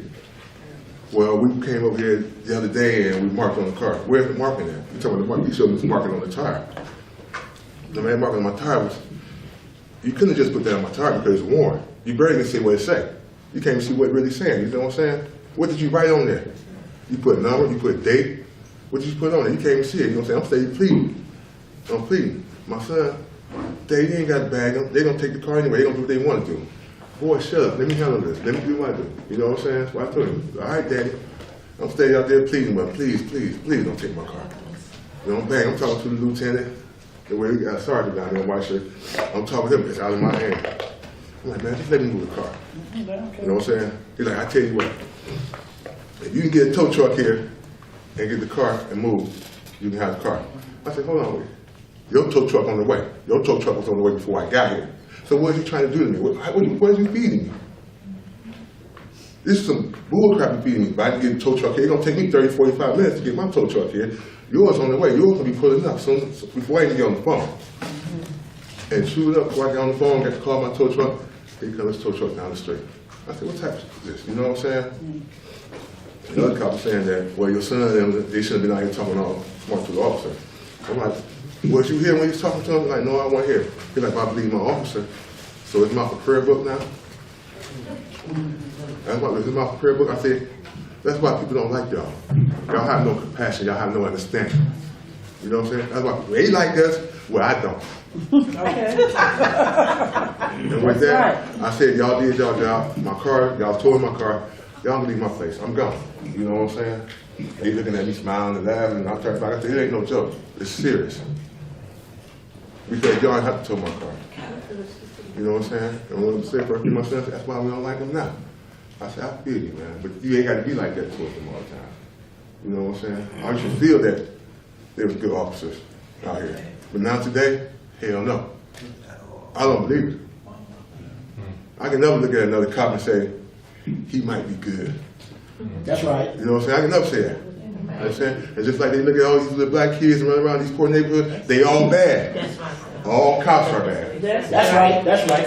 All these kids out here bad doing their doing. You saying there ain't no good ones out here? They all these cops out here killing these people, beating these people. Doing all, there's no good cops. There's no good cops. And I truly believe there's no good cop because one cop will see a cop doing bad, he's not gonna step up and say, hey, you're doing bad. No, don't do that. He gonna stay, he gonna watch it. He gonna watch it. You know what I'm saying? But as I said, I feel what she said. My life ain't gonna never be the same. No. I'm hurting 8 times. Every time I look at my wife, I see her crying for my son. I hurt because she hurt. I look at my kids, I see them crying because they want their brother. That's nothing. That's another pain on me. You know what I'm saying? I'm already hurting for my son, and now I hurt because my kids hurt because they are their brother no more. And he was a good brother to them. He made sure they didn't get in no trouble. He made sure they did what they supposed to do. So he had goodness in him. You know? He wasn't bad. And I'm not going to let nobody sit there and say, well, he shouldn't have did what he did. Right, he shouldn't have did what he did. There's a lot of things we shouldn't do that we do. I'm a grown man, I'm 42, 43 years old. I still make bad decisions. You know what I'm saying? I still make bad decisions. But we learn. You know what I'm saying? My son can't learn no more. He learned all he's gonna learn. You know what I'm saying? Could you tell your story about your son? Because for the on, people that's in the room that don't know the story. Well, Brandon Jones, he was shot on Parkwood. Coming out of the store, he broke into the store, coming out of the store with 2 bags in his hand. Same lady that called 911 and told them that my son was breaking the store, witnessed the whole thing. She said she watched the whole thing from the time she called to the time they shot my son. So he came out the store. They grabbed a hold of him. Both of them grabbed a hold of him. She said he talked with him 4 to 5 minutes with a gun in his throat. Talking to him. Said my son would say something back to him. And the gun went off. And they dropped my son to the ground. One of them checked the pulse, told the other one there's no pulse. He called back up, he didn't call 911. Said they came, got my son, didn't do CPR on him on the ground, they didn't do no CPR, nothing on him. Yeah, he put him in the ambulance and took him. She said, that's all he did. You know what I'm saying? And I told the lady, what you did, you called the police. Don't feel bad about that. Don't feel bad about that. You was right. You did what you're supposed to do as a citizen of Cleveland. You did what you're supposed to do. She said, I didn't have no idea they were going to kill your son. She said, if I knew they were going to kill your son, I would have let him die away. She said, I feel bad because I feel like his death is on me. And I told you, no, his death is not on you. It's on the man that shot my son. That's who his death is on, the man who shot my son. Who was that? I don't know the police officer's name. Ain't that a blip? I don't know his name. I don't know his badge, his number. I don't know nothing. They haven't made a statement on what happened to my son. Was it written up? I don't know. No, nothing written up. There's no statement from the police. Excuse Nothing. me, I can speak on that because I'm the private investigator working on that. Okay. I can't give out too much information. Okay, man. Because you know it's going through the court system. Yes, I understand. But your lawyers do have the name of the perpetrator. Okay, that's And all. I did interview the young lady who called the police. Yes. So name, they do have them. Okay. So you can't talk to your lawyer, they got it. Okay, that's Okay. fine. You know what I'm saying? Like, when my son was shot at 2:30 in the morning, I didn't find out till 5. And when they came, this is what he told me. Your son been shot by Cleveland police. I don't know no more. I wasn't there. I don't know nothing else. He just did. And walked off. And we called around. They said the guy that's supposed to investigate it, he was on vacation for 2 days. So we had to wait for 2 days for him to come back. And when he finally came back and somebody else came to talk to us, he came to my door and said the same thing. The son got into the police. There's a little scuffle. He did. We don't know no more. All we got to do is wait for everything to come back and then we can tell you more. But with that, that's all I got to say. You know. Thank you. Thank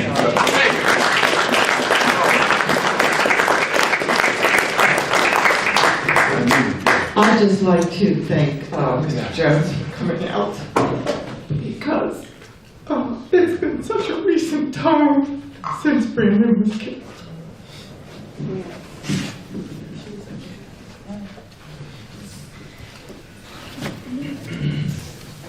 Right before, I do want to share this. This is for Brandon Sr. Brandon, I'm Oscar grandson from Uncle Bobby. And one of the things that I've been doing is building this community of men that have suffered this harm. So Brandon, to you, I want you to know, Brandon? Brandon. It's Clarence. Oh, I'm sorry, Clarence. I'm sorry, your son name is Brandon. I was just calling you Brandon Sr., but I meant Clarence.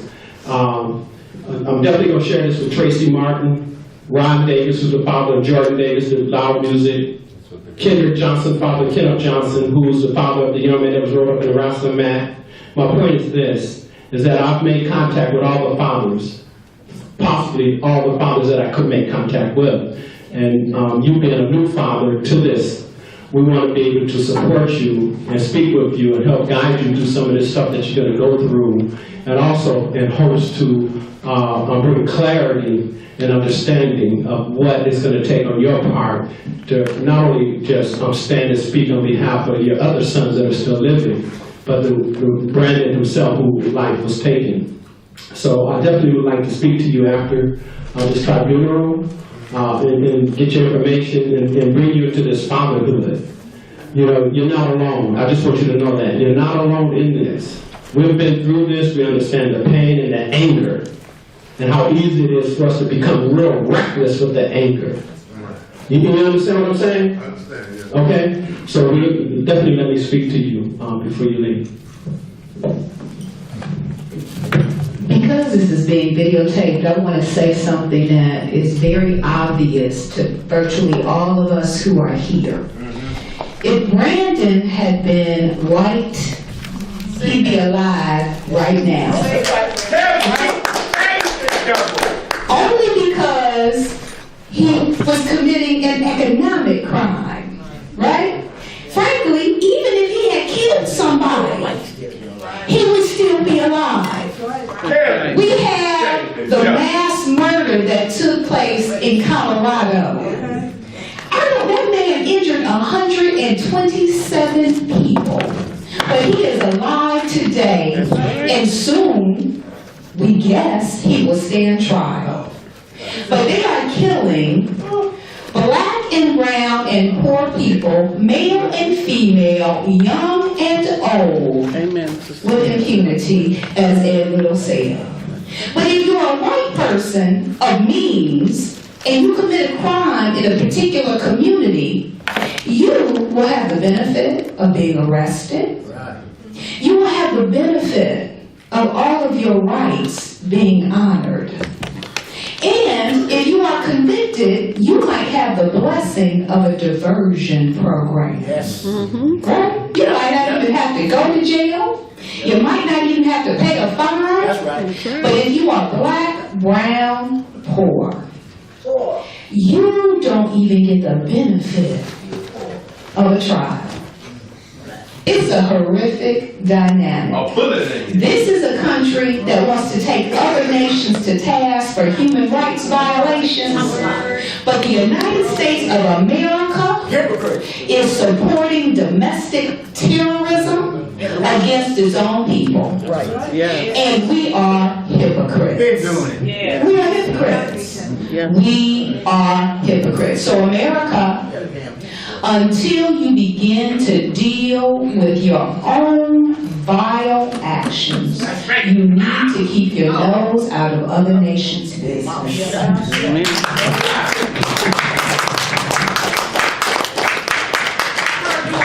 Helping these men. I have not heard one of you at that table said you're going to help me when I leave this room. And I told you that I don't have a safe place to live. I jeopardize my safety coming here. And I've heard a male agenda since I've been here. And I'm concerned about that because I have. Reverend Butts, please. We're going to have a discussion. And Minister Pamela Butts, this gentleman right here, Mr. Little, responded to you. Maybe you did not hear him, but when you talked about lawyer, he said that he would help you. Okay, I want somebody to make sure I get home safely when I leave here. Thank you, Genevieve. Okay, so is Brenda Bickerstaff here? Yes. Okay. And followed by Art Blakey. There are a couple more after that. We are running low on time. We're going to try to continue to do a discussion with panelists. Technically, we have to leave the room at 4:30, but we may stay until somebody comes and gets us out. And then I'm sure that the testimony won't last that long because there's only like 3 or 4 more people. But if you guys want to continue the discussion and we happen to have to leave this room, we can continue it in the lounge with the panelists who can stay in the lounge down the hall. Oh, thank you. Thank you, sister. We'll stay here as long as we can. Okay. Good afternoon, panel. My name is Brenda Bickerstaff. I'm a private investigator. I have an investigation business. But before then, I have 2 stories. I'm gonna make it brief. My brother Craig Lamont Bickerstaff was murdered by police back in 2002. It's been 13 years. So when I saw the incident that happened in North Carolina, when the boy was running, pow, pow, pow, and shot him 8 times in the back, it brought back memories because my younger brother was shot 5 times in the back. And what was amazing when I saw in North Carolina, he took his taser and brought it over and dropped it down by the guy's body. But he didn't know that the gentleman, somebody was video recording. Right. And I was just so happy about that. Right. And I'm gonna say this, my dad was a cop, my sister's a commander in Pittsburgh, and I have another relative on the force here in Cleveland. And I'm gonna tell you this. My father was on the force for 33 years and he never murdered nobody. I'm just keeping it real. He never murdered nobody. And this is not the legacy that my father, even though he's deceased, would like to have left for the community and the citizens in Cleveland and anywhere across the country. Because my father was a type of officer. If you had a problem, you could come up and talk to him. He did not have an arrogant attitude like these officers today. And I just want to say that. And I'm not just saying it because it's my dad. There are some good ones out there, but the ones that are horrible, they need to go. Now, my second story is I was out working on a case to try to get a young man out of jail.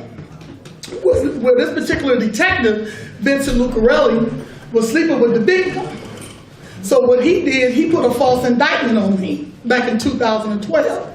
We pulled his text messages and found out he was sleeping with the victim, not only in this case, but he had been sleeping with victims since 2009. We had 30,000 text messages. I filed a complaint, he was fired, but 2 days ago, they reinstated his job. 2 days ago, a judge, John D. Satula. What happened was, he went through the arbitration. Arbitration gave him his job back, then the city appealed it to this judge. And the judge reinstated him 2 days ago. So I'm just letting you know, Vincent Lucarelli. And I'm gonna tell you something that was so odd about this. When we was going through the court system, and we're still going through it now, my lawyer questioned him under deposition. And what he said was, his boss, who was a black commander now, Dennis Hill, the 5th District, knew that he was texting and sleeping with these victims. So if Dennis Hill would have took care of his business back in 2012 when another lawyer called and complained about another client, I wouldn't have got indicted. See, everybody don't know the system like me. Everybody didn't know how to get out of the system like me and get an indictment out from under you and pull records and get text messages. People don't know how to do that. My clients have seen it on TV, said, Bickerstaff, we would have known how to do that. We would have known how to do that.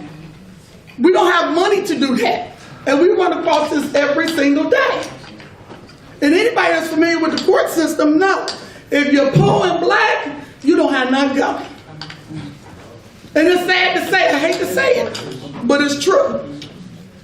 And I want you to understand too, just like this young lady said, being black is not always right. Because you have a black man who's a commander in a white shirt who's letting the detective run loose and do what he wants to do in the black community. Okay. But wait a minute. Dennis Hill told the public he lives on Nathaniel Avenue. He got a big house out there in Remindersville in Twinsburg. He does not live in Cleveland. So when you run into Dennis Hill, ask him this question. Do you pay attention to what your officers do in your district? And my next question is, why in the hell is he still the commander? I could be in the penitentiary right now for 5 years, for nothing. 5 years, for nothing. He put an intimidation case on me. For what? I'm out there doing my job. So it's just not regular citizens, it's people like me too. It happened to me. So I can speak on this. So all of the marching and everything is beautiful. But just like this gentleman here, Uncle Bob, we have to take this to a next level. Man. My brother Craig, I went to visit his grave yesterday. And I said, brother, your big sister still fighting, baby. He has 2 daughters, Kenesha and Arabia, who sometimes cry out because they miss their father. They was 4 and 5 when he was murdered. They're grown now, graduated from high school, they're in college. They still hurt, and they still have hurt and pain from the loss of their dad. Now to the police, he might have been a thug, but to them, that's my dad. And to me, that's my brother. Thug is not on his birth certificate. It says Craig Lamont Bickerstaff. Question to you, that's what it says. Brenda, I'd like to ask you a question. What do you think, what's your idea of what the next level is, you and Uncle Bob? Well, I would like to talk to Uncle Bob, and it was so glad to meet you. I read your article, and I would like to talk to you when this is over too. And don't get me wrong, through the years, I met some amazing people. I met this young lady who spoke about her son, and the young lady of Bernadette, is that your name? Bernadette, about Dan Bigler. I would like all of us to stay in touch. And we fell out of touch. We were all staying in touch. Bill knows this. We were all staying in touch. Now we have fell out of touch. I want us to all stay back in touch. Now, just like she just said not too long ago, we need some of you down here in them courtrooms to see what's really going on. Because I'm going to tell you how I got indicted. He wrote the complaint. He passed it to Felicia McDuffie. He put a sticker on there and said, well, don't indict this if you don't need to. I'm not worried about it. Dennis sitting over the Hill signed off on it without even finding out any information. Next thing I know, I'm indicted. And then when he said the Hill knew all about what he does, you gonna tell me you a lieutenant or commander, you don't know what's going on in your district? But I'm putting this out here because I want you to know Dennis Hill. Do not forget that name. What is his position? He is a commander of the 5th District on East 152nd Street. He's a black man with a white shirt. He's a black man in power, and he dogs his own people. Yes, he does. I've seen him before.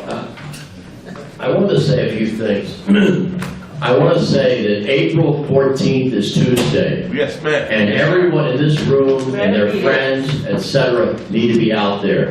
This tribunal is a stepping stone. It doesn't exist in and of itself.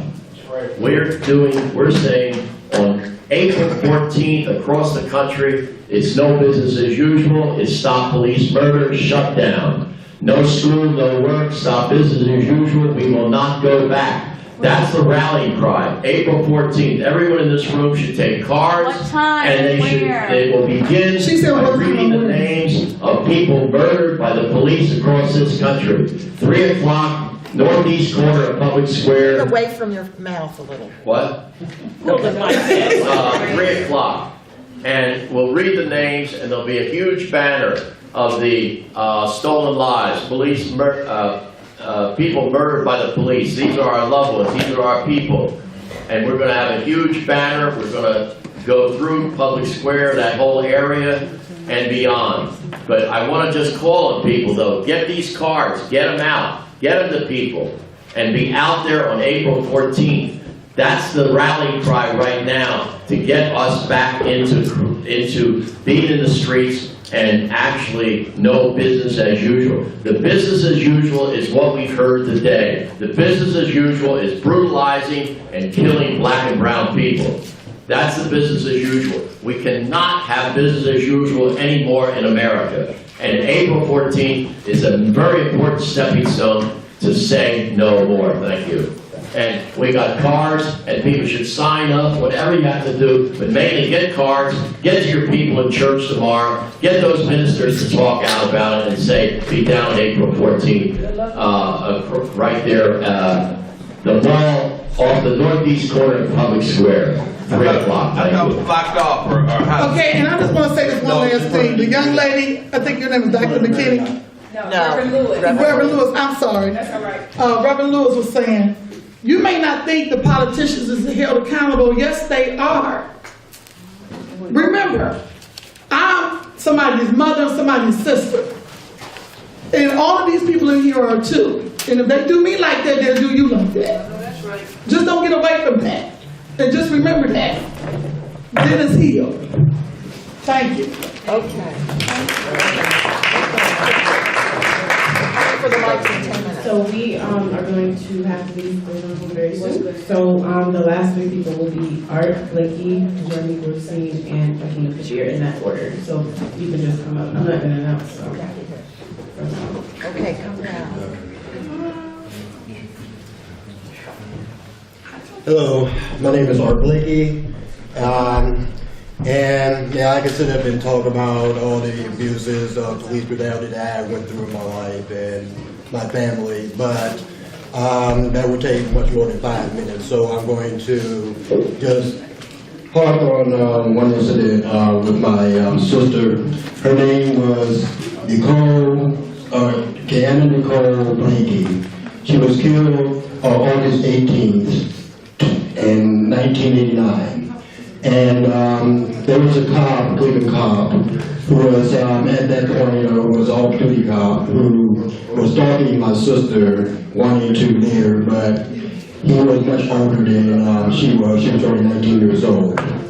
And we heard that we had a phone call saying that my sister attempted suicide. And she was found dead in the hallway of her apartment building, which was the old Longwood Apartments. And we had talked with police trying to get more information, but we couldn't even get in contact with them on any part of the investigation or even get anything, information about the body or anything else. We had to actually get a lawyer to actually have them release the body, and another autopsy report was done that was found that she was shot twice in the head, execution style. Since then, the family had, my elder family had settled on a $1.9 million settlement from the city of Cleveland. And that money was gone away after taxes, after lawyer fees and everything else that was pitifully compared to a life of a human being. That's right. Now, I come from a lot of parents. This is my youngest sister. I mean, I have 6 brothers and 9 sisters already. We all looked at it as a gang. And my sister was destined to go to Ohio State University. She would be the only other person besides myself that ever went to college out of my siblings. And she was going on a full scholarship. And she was supposed to leave that next week before she got murdered. So, my thing is, and why I today stand is not just for me, because I can tell like many stories of my own experiences with police brutality, and with my brothers, and also have a son who also can tell stories about police brutality. But this is a thing that is a systemic problem that needs to be addressed and vigorously called out on. And this is one of the means behind April 14th. Because that is the day that we need to stand up. We need to stand together and call out these atrocities that have been going on, you know, with police brutality, murders. Every time you turn around, you hear about the police murders. And also I'm part of the Stolen Lives Project. Oh, Jennifer's back. Jennifer is back, and the sister, the investigator, had Brenda. Oh, Brenda, right, had mentioned what are the next levels. And there are actually several. I just real quickly and briefly, I'll just throw out a few of them really quick, and then because we definitely want to hear the testimony first, and then have the discussion afterwards. But definitely the next level is about education. In 1980, when the crack was dropped in our neighborhood, many of our children today that are in this struggle don't know nothing about their history. It's kind of left dormant at that time period. And so we have to understand that that is true, and then we have to begin to educate our children. That's critical. But also, Emmett Till, when he was killed by Monty Bryant and his brother-in-law. They owned a grocery store. So we heard the word boycott, but we have to understand is that black folks just here in the United States spend $1.2 trillion a year. If we poured our money back, we have a powerful effect. When the people in that community, Monty Bryant, they killed Emmett Till, pulled their money from that store, though they weren't convicted, they put them out of business. You hear what I'm saying? That was an economic hit. And that was just a couple of pieces, but critically, and the other part of it is, we cannot be afraid to talk about the Second Amendment, the right to bear arms. Now what I'm saying behind that is that we have a right to defend ourselves. There are coalitions right now that are training out here in various areas of even Cleveland on how to maneuver in a combat situation. That's right. But we're out partying and forgetting that we need to begin to teach our babies on how to protect their families. How to become responsible enough to say, you know what, if you're going to come to my house in a wrongful act, how do I respond? And the sister, Brenda, the investigator, educating our children on understanding what law is critical. You know, these are just a couple of things, but one of the ones that we haven't tried yet, and to a degree it has been tried, is understanding what our Second Amendment right is.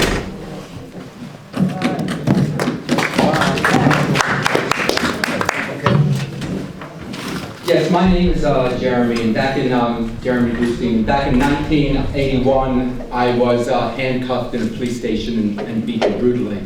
And as people probably realize, it wasn't because I was black. So let me tell the story in terms of that led up to that. I was actually on a protest on Memorial Day denouncing all of the wars that the U.S. had fought and the wars that they were preparing to fight. And we organized a contingent to go into the patriotic contingent they were having in opposition to glorifying these predatory wars that the U.S. has. And we did it, and it was tremendously successful. This was downtown, and it really drew forward many, many people who actually agreed with this. And actually, it shut down their protest. I was on my own about half a block away selling the Revolutionary Worker, the predecessor to Revolution newspaper. And the cop, seeing me on my own, grabbed me, threw me in a police car. I had no idea why I was being arrested. I was driven by other policemen to the precinct when this motorcycle cop who arrested me then came in, had me handcuffed, and beat me with his baton, while another cop kept on saying, "Don't beat him, that's what he wants." I had to have my head shaved and stitched. I had multiple breaks in my jaw. They had to pull out 4 teeth.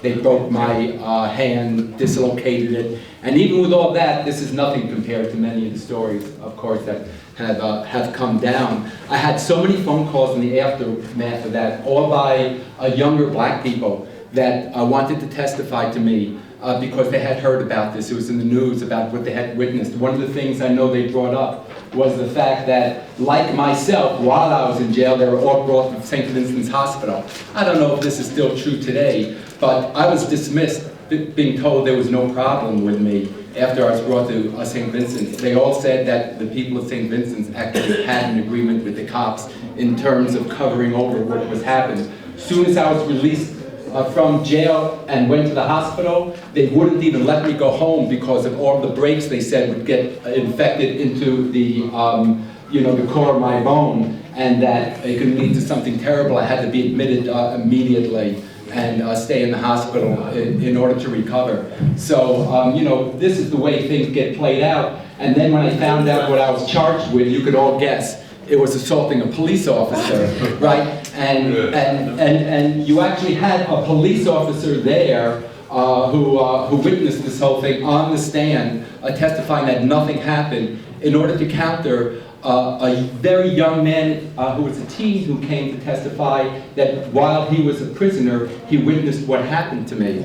And just real quick on this, he was very young. He was white, very poor, and had skipped parole, had all kinds of problems that made his life vulnerable, and he told me he could not come to court because if he did, he knew he'd be put into jail. He showed up the day of my trial and said he couldn't live with himself if he didn't testify, and then these other cops were brought forward to counter his testimony, saying nothing happened. And I just want to say, in terms of this question of good cop, bad cop, I mean, actually, if there's a cop who wants to be a good cop, it's not a matter of not killing somebody. It's a matter of actually stepping out and denouncing all the cops who are killing, exposing them, and telling the world about these crimes that are happening. My experience, I think, like anybody else's, is even the cops who are standing there saying, "Don't beat him, he wants that," are the same cops who in the court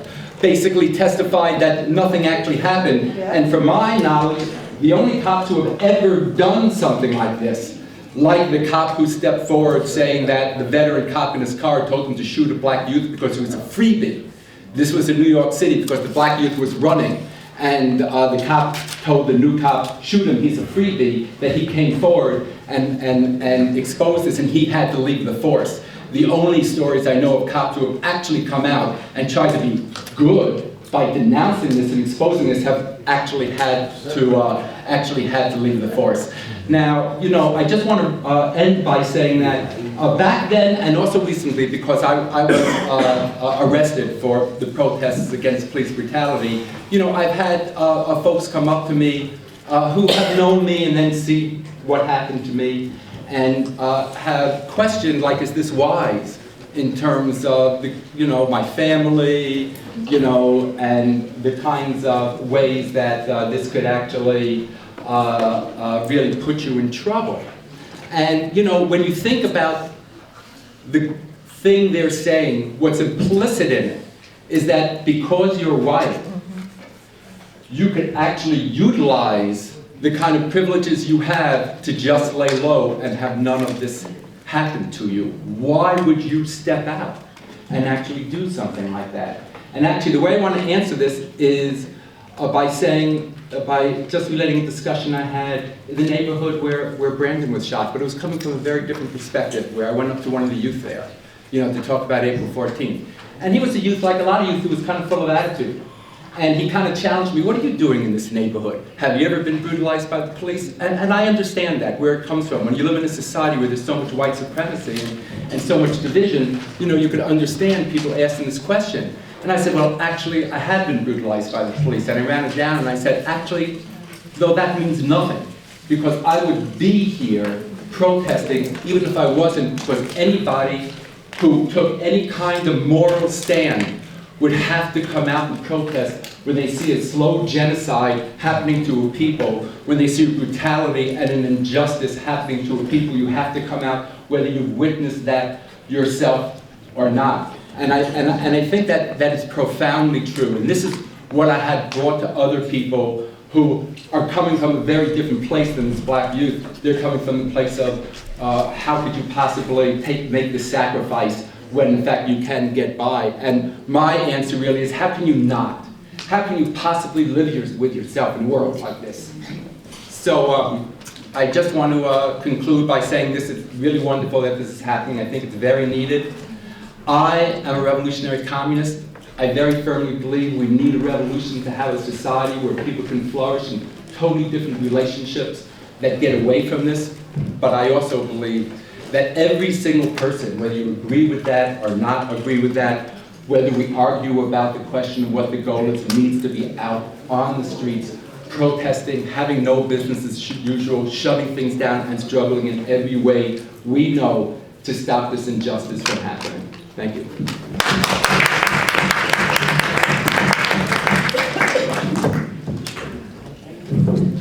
I want to vote something quickly. I guess Alice is going to come forth. I want to thank you for your testimony, because I know we often frame this as a black, brown, poor issue, but as a minister, this is about the righteous versus the unrighteous.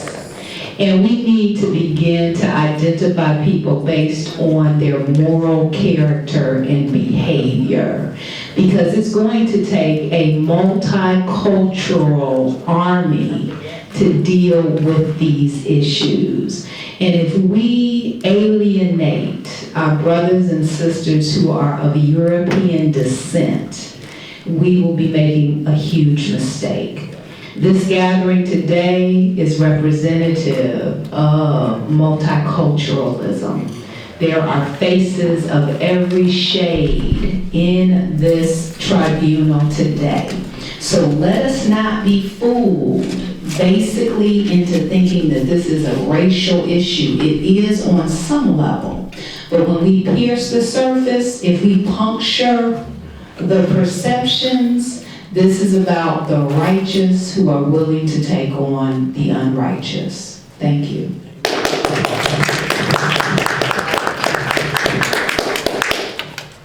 So before our last person comes to testify, I'm going to make a few quick announcements. One is, as we've been reminded, April 14th, we're going to be meeting at the northeast corner of Public Square. It's the mall that's near the northeast corner of Public Square, and reading the names of people whose lives have been lost in the hands of the criminal justice system. There's a teach-in that day. A lot of people are going to be doing workshops and presentations next to the Justice Center starting at 9 a.m. on April 14th. Presentations about capitalism, racism, patriarchy, poverty, human rights, and that kind of things. Most of the presenters are under 30, but we are going to be out there all day. Come indulge, please, if you can stop by, and then we're going to meet at Public Square. We're at the northeast corner of Public Square at 3 for the rally. And also, we do have to leave this room, but if you want to continue the discussion, I don't know which panelists are able to stay longer. I think if we stay in the room, we have to give the mic's on. Oh, okay, so we don't have to leave the room, we just need to not use the mics. So we'll probably just have an open discussion, and everybody who's in the back will just come up, if you can't hear, and we'll just do, you know, not necessarily Q&A, but just open discussion between yourselves and the panelists. All right, so now we're gonna have Fahim, and this is the last person, so thank you all for coming. Go ahead, Fahim. How y'all doing? I've seen a lot of people been addressing brutality, but a lot of people haven't been addressing mass incarceration. Now, when I graduated from high school, I graduated from Banneker, which is across the street from Howard, National Honor Society, Math Honor Society, French Honor Society. If they had an Honor Society, I'd have been on that. So I ended up getting caught up because I had to defend myself from someone that was trying to extort me. Because I was in school, getting good grades and all that, but you know, I still played around, you know. Still, you know, who doesn't, you know what I mean? Do a little something, this and that. And somebody tried to extort me, and they had just got released from prison from doing about 5.5 years from raping a friend of mine when we were little kids. He said he had went in for a body, his cousins had guns, they could kill and all this other stuff, you know, just came to me like, just cold, like he was going to manage me off. So I defended myself. But there is no self-defense law in DC, period. No, nothing, point blank. And so when I went in front of them, instead of them giving me the UFAC, because I had no charges, no previous. Matter of fact, I was on the front page of the Metro section of the Washington Post because the Children's Defense Fund had given me this prestigious award called the Beat the Odds Award, which is only given out, they only give it out like 10 people in the whole country get it. It's just, you just, boom, way up there. But when they gave me, they was like, oh, we got one. Not gonna let them go. They threw the whole book at me. Everything they could, they threw the whole thing. I get no charge. I got the worst that they could give me plus a year, you know? And that's where they messed up at. Because when they put me inside of the prisons, it was like, I hadn't seen that side of men before. You know what I mean? Because on the streets, everybody was like this and that. But what I saw is a lot of the dudes that was feared, a lot of dudes that was out there, they didn't know how to read. They didn't know how to write. And it's an epidemic. So people were talking about solutions. The solutions is care. The solutions is getting back into these neighborhoods and showing these kids like, hey man, we care about y'all. Right now I got a youth media program. Now, first, let me tell you what happened. DC was closing the prison down. So they was closing down Lord, and they sent everybody to Youngstown, Ohio. This is supposed to be a medium security prison. But they just so pressed for money. That's it, they just want the money. They sent, DC sent the people that were on 23.5-hour lockdown to the private prison in Youngstown, Ohio. I was on the second level. I was doing 3 to 10. The dude next to me got life in Pennsylvania, 99 years in Maryland, 5 to 15 in DC. There's no way in the world I'm supposed to be around this caliber of criminals. Then not only that, they had no training in prison. They left all the cell doors open 24 hours a day, in between all the pods. You could get anything you want. You could get a PlayStation, you could get a TV, you could get, it was, and this is people that just got off of 23.5-hour lockdown. People was getting guns they stopped one because guns, they sending, you got some records, people sending guns and peanut butter. You know what I mean? Till they, then one big thing happened is one of the guards got to talk to dudes, they opened up, 7 dudes escaped. Do y'all remember when this happened? In Youngstown. In Youngstown, when this, I was up there. We got the largest class action lawsuit in the history of the world. The way we were tortured after that happened was ridiculous. I mean, I've never experienced anything like that. I knew slavery was real after I've been through that. There was no question to me that slavery exists because I lived it like for real. It's like there's no games, there's no, oh, it's like slavery. No, it is slavery and I'm a survivor of it. So I know. I was naked, shackled like this with the shock shields behind me. I was degraded, like beyond. I was starved. They shut the water off for weeks. We were sitting in there like having to smell on dedication, and they fed us nothing but cheese and bread. This is like, can you imagine around the time when terrorism hit 9/11? You can't get out. You know what I mean? You can't get out. When I saw that thing that happened to Katrina, I felt so bad for those prisoners because I know all of them drowned. right there in them bars. I know they saw all the water coming up. I know they saw their life slipping away from them. Oh my God. And these things, man, are so painful, and it's every day. It's happening right now. When I see that little boy that was on that leash, you know what I'm saying, that was just on the paper right there, I know that's happening right over there on Quincy right now. These little kids do not belong in the same prison with grown, seasoned criminals. That's wrong. You don't put little kids in no prison with no grown men. You don't do that. Where was this at? When was what? The boy that was in Georgia. That just happened in Georgia. The boy got in there in March. He wasn't in there but for about a few days, and then they tried to jump him into the game. 10 dudes jumped on top of him. He didn't want to join the folks, so they beat him. They beat him down, and then took a picture of it and it was on Facebook with him. They got him on a leash. You know what I mean? But these things, this is happening right now. You know what I'm saying?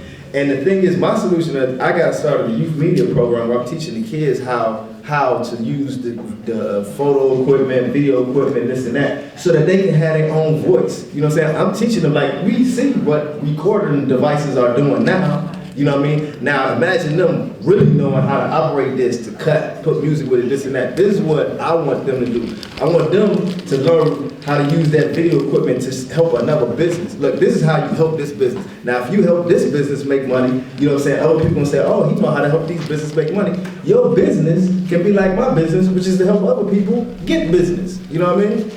So if we start teaching them at a young age, start them off at a young age, showing that we care, that erases a lot of that. It builds up a confidence. I see these kids walking around and they're like dead in the eyes. I mean, I don't even see like really no hope really there. I'm like, where's the bright? I don't see no bright eyes. You know what I mean? You need to put that bright eye back into the kids. They have to see hope. They have to feel like, oh, these people care. And then when you have a neighborhood like that, the police can't come into some place like that when everybody knows each other. The way that Tamir thing was supposed to go down is the police was supposed to know who he was and who his mother was and pull up and be like, boy, what you out here playing with them girls like that for? Don't let me call your mother. That's what it was supposed to be. Don't let me call your mother, oh, my fault, officer, blah, blah, blah, blah, blah. You know, I just got carried away. That's how it was supposed to be. You know what I mean? This stuff is going on right now where people don't know each other. If they don't know nobody in the neighborhood, they don't belong police in that neighborhood. That's how I feel. You don't belong in my neighborhood if you don't know nobody in it. Because you don't know nobody. You don't know nothing about the neighborhood or the history or the culture or nothing. You don't belong there. That's how I feel. Young brother Fahim.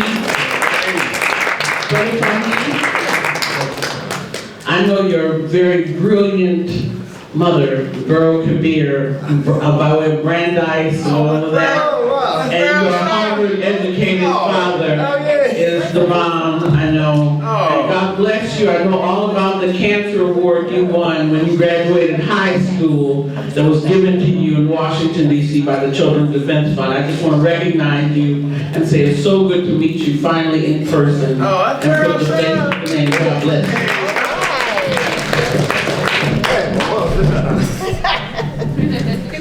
Brother Fahim, I just want to say a few words with regard to mass incarceration. As I stated earlier, I served 14 years in prison. And one of the things that people need to understand who are part of this movement is that the prison system in this country is the greatest purveyor of violence that goes unnoticed in this country. And so if we are really serious about uncovering injustice and ending mass incarceration and standing up for what's right, we have to put a microscope on America's prisons. Because if you think the atrocities that we see out here on these streets are bad, what they do behind prison walls where there are no cameras, where there are no witnesses, where everybody in there is considered to be not to have credibility, you cannot even imagine the atrocities that take place behind prison walls. And we have to organize as a community, as a nation, around unveiling and uncovering the injustices that take place in America's prison system. So along with dealing with the use of force and the police brutality out here, we have to deal with the police brutality that happens behind prison walls.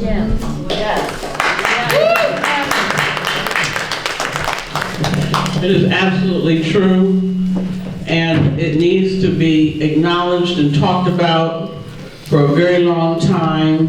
When grown men in prison go to take showers and they find the head of another human being decapitated on the floor of the shower with his penis in his mouth and his eyes cut out and his ears cut out and his nose cut out and his tongue cut out.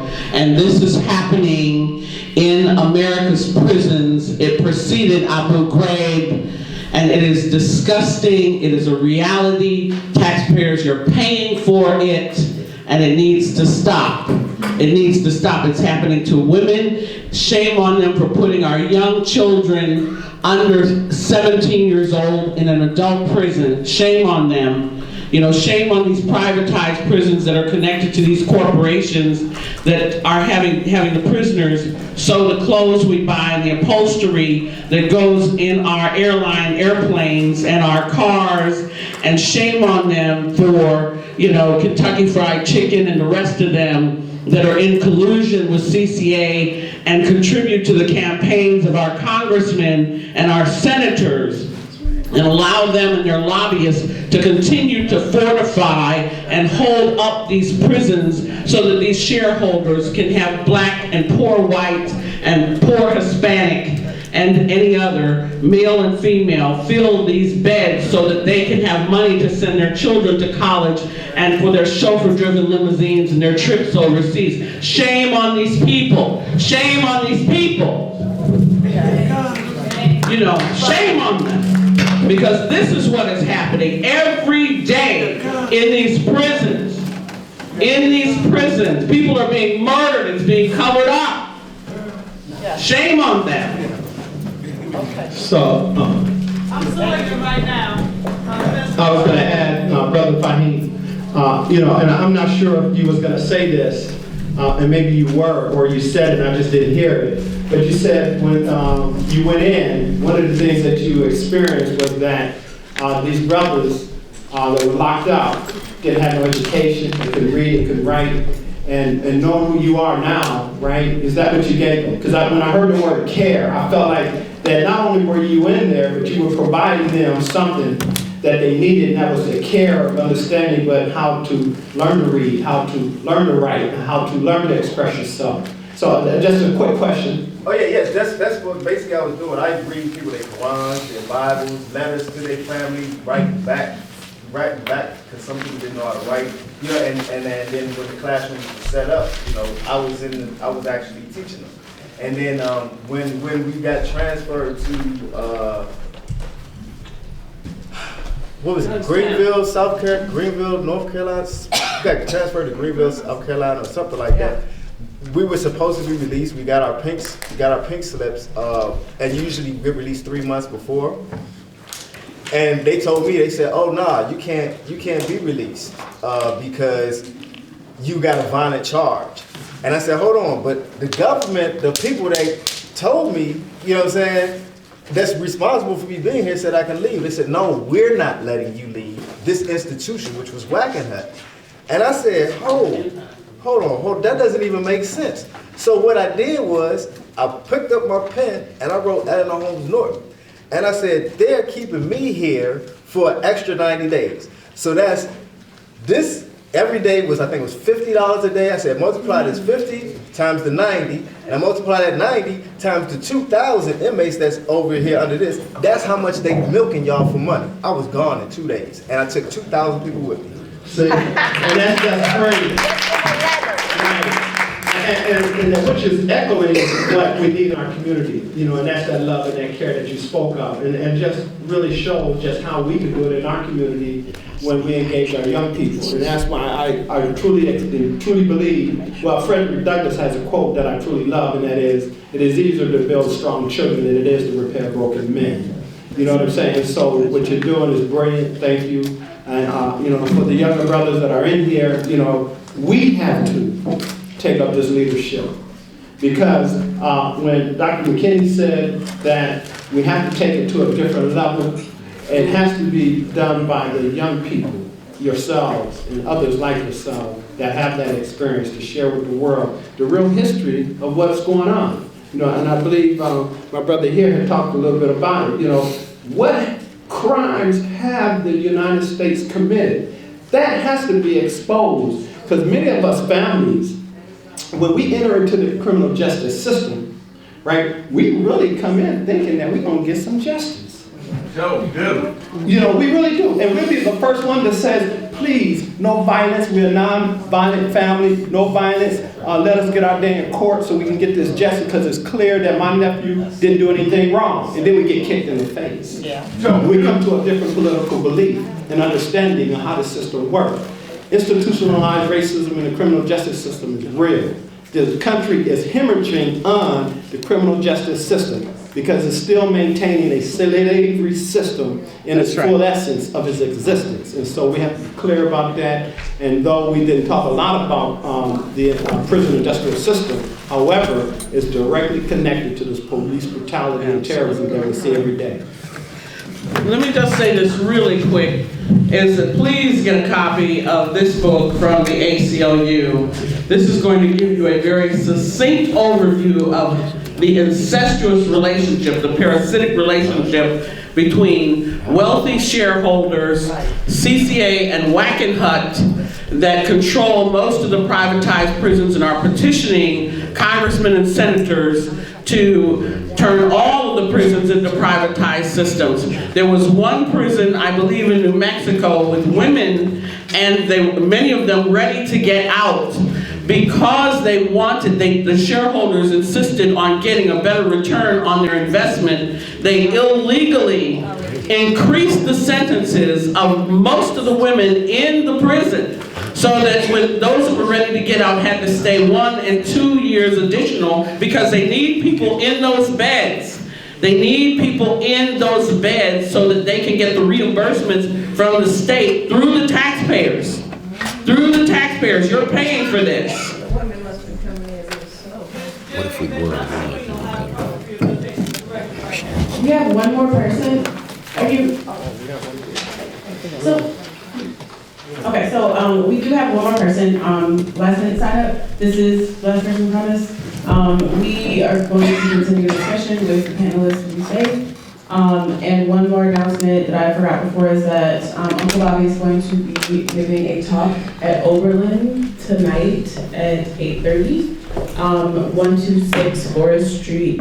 That's called the African Heritage House. So if you're interested and don't mind going to Oberlin College to hear him speak about his experiences more extensively, please join him at Oberlin tonight. Oh, and after she goes, you guys, if you want to stay for the discussion, please just move closer to the panel and we can continue it. But this is our last testifier.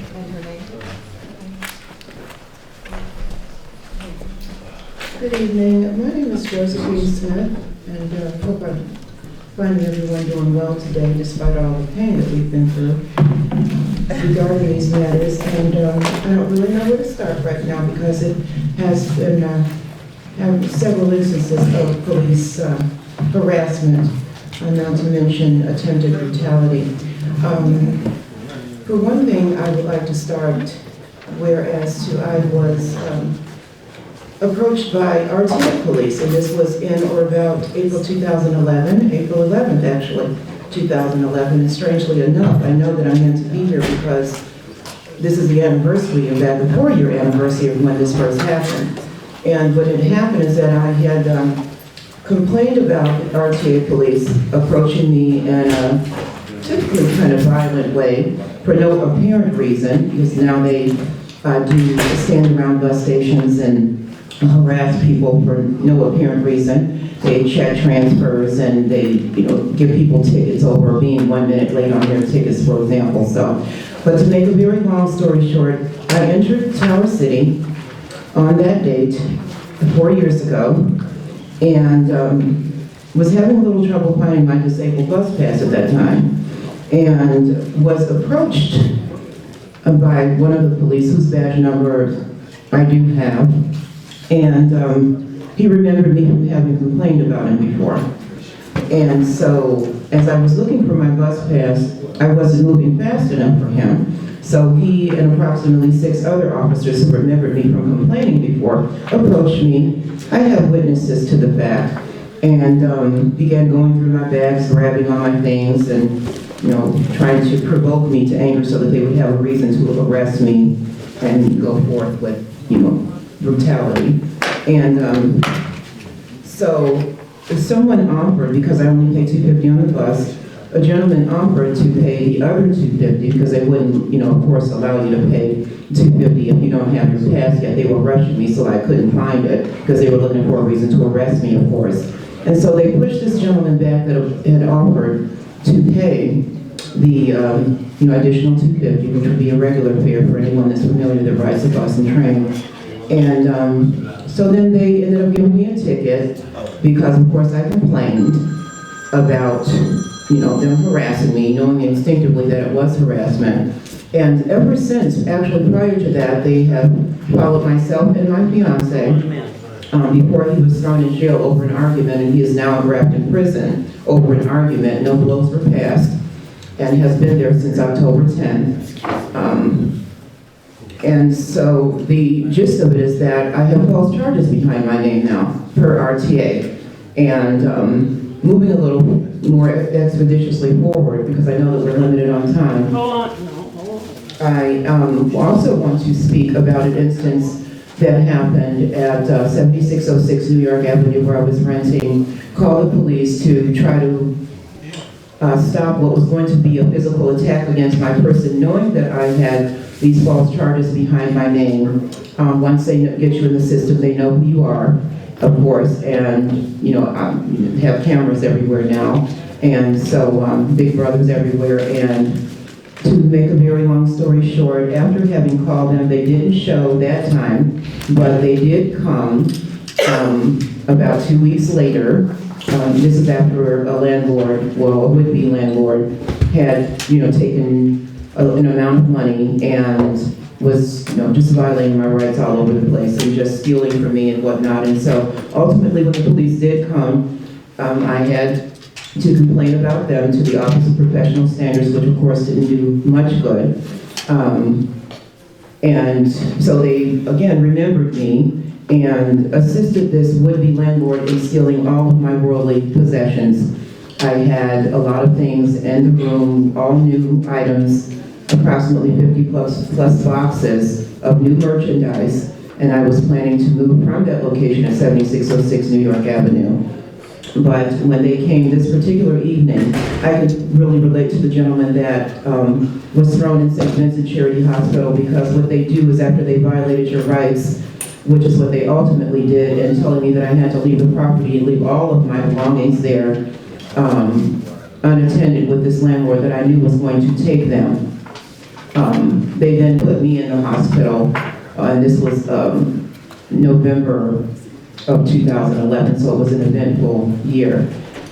This is just to name a few, and I absolutely am very concerned about my fiance. At this particular point, he again is in Grafton jail over an argument and has absolutely no business being there.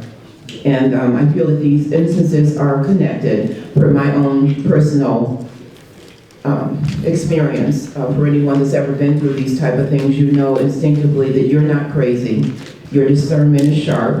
You know when you leave out your door, as I have on many nights, and you see RTA 2-ton trucks passing by slowly in the townhome community that I live in, no matter what time I take my garbage out, it's the same truck. Forms of intimidation are still coming at myself, and were coming at my fiance before he was jailed and wrongfully in prison. And this is just to name a few, mind you, but a very popular thing by the police, again, is to try to deem you crazy or psychologically unstable, so that your, hopefully, in their opinion, your future testimony and or pursuit of justice against them will be nullified, because they feel that when they can deem you crazy, of course, then they feel that people will not listen to you.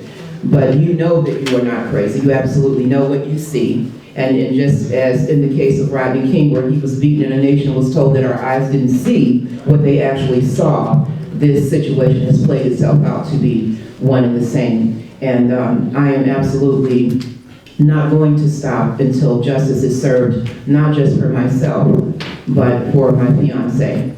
Because I'm just very moved by the testimonies here today, and I am one person that does care.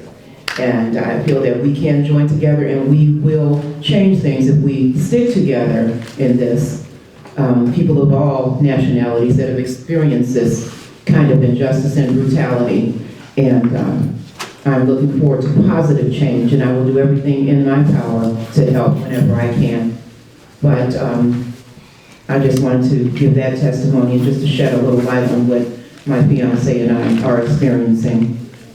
What is he in prison for, if you don't mind me asking? He had an argument with a relative over his monies that they were misusing. Okay, Yes. okay. He had a payee, and he expressed that he wanted her to be removed because she was stealing from him. Okay, did he ever let Social Security know, or did he make a police report? He didn't get a chance because what she did was she actually called the police on him. She planned it, called me, left a message and said that. He hit her or something? No, yeah, well, she lied and said he did. To get the police to come here and arrest him? Yes, absolutely. And then she left a message on my relative's voicemail saying that he won't help you now, really. Okay. So, yes. Okay. But this is what has been going on. And it is also, very briefly, this is also a cover-up because I was falsely accused by a store chain, and I have instinctively and do have witnesses to the fact that they have been harassing people that I do have as a witness, and he is a witness for me in that matter. Okay. And it was Target stores, just to name one. All right. So, thank you all very much. Thank you all so much for coming to the People's Tribunal on Police Brutality. If you're interested in engaging in the discussion, you're welcome to come up to the front. So, thank you so much for. Yeah, I'm from that. Right on that.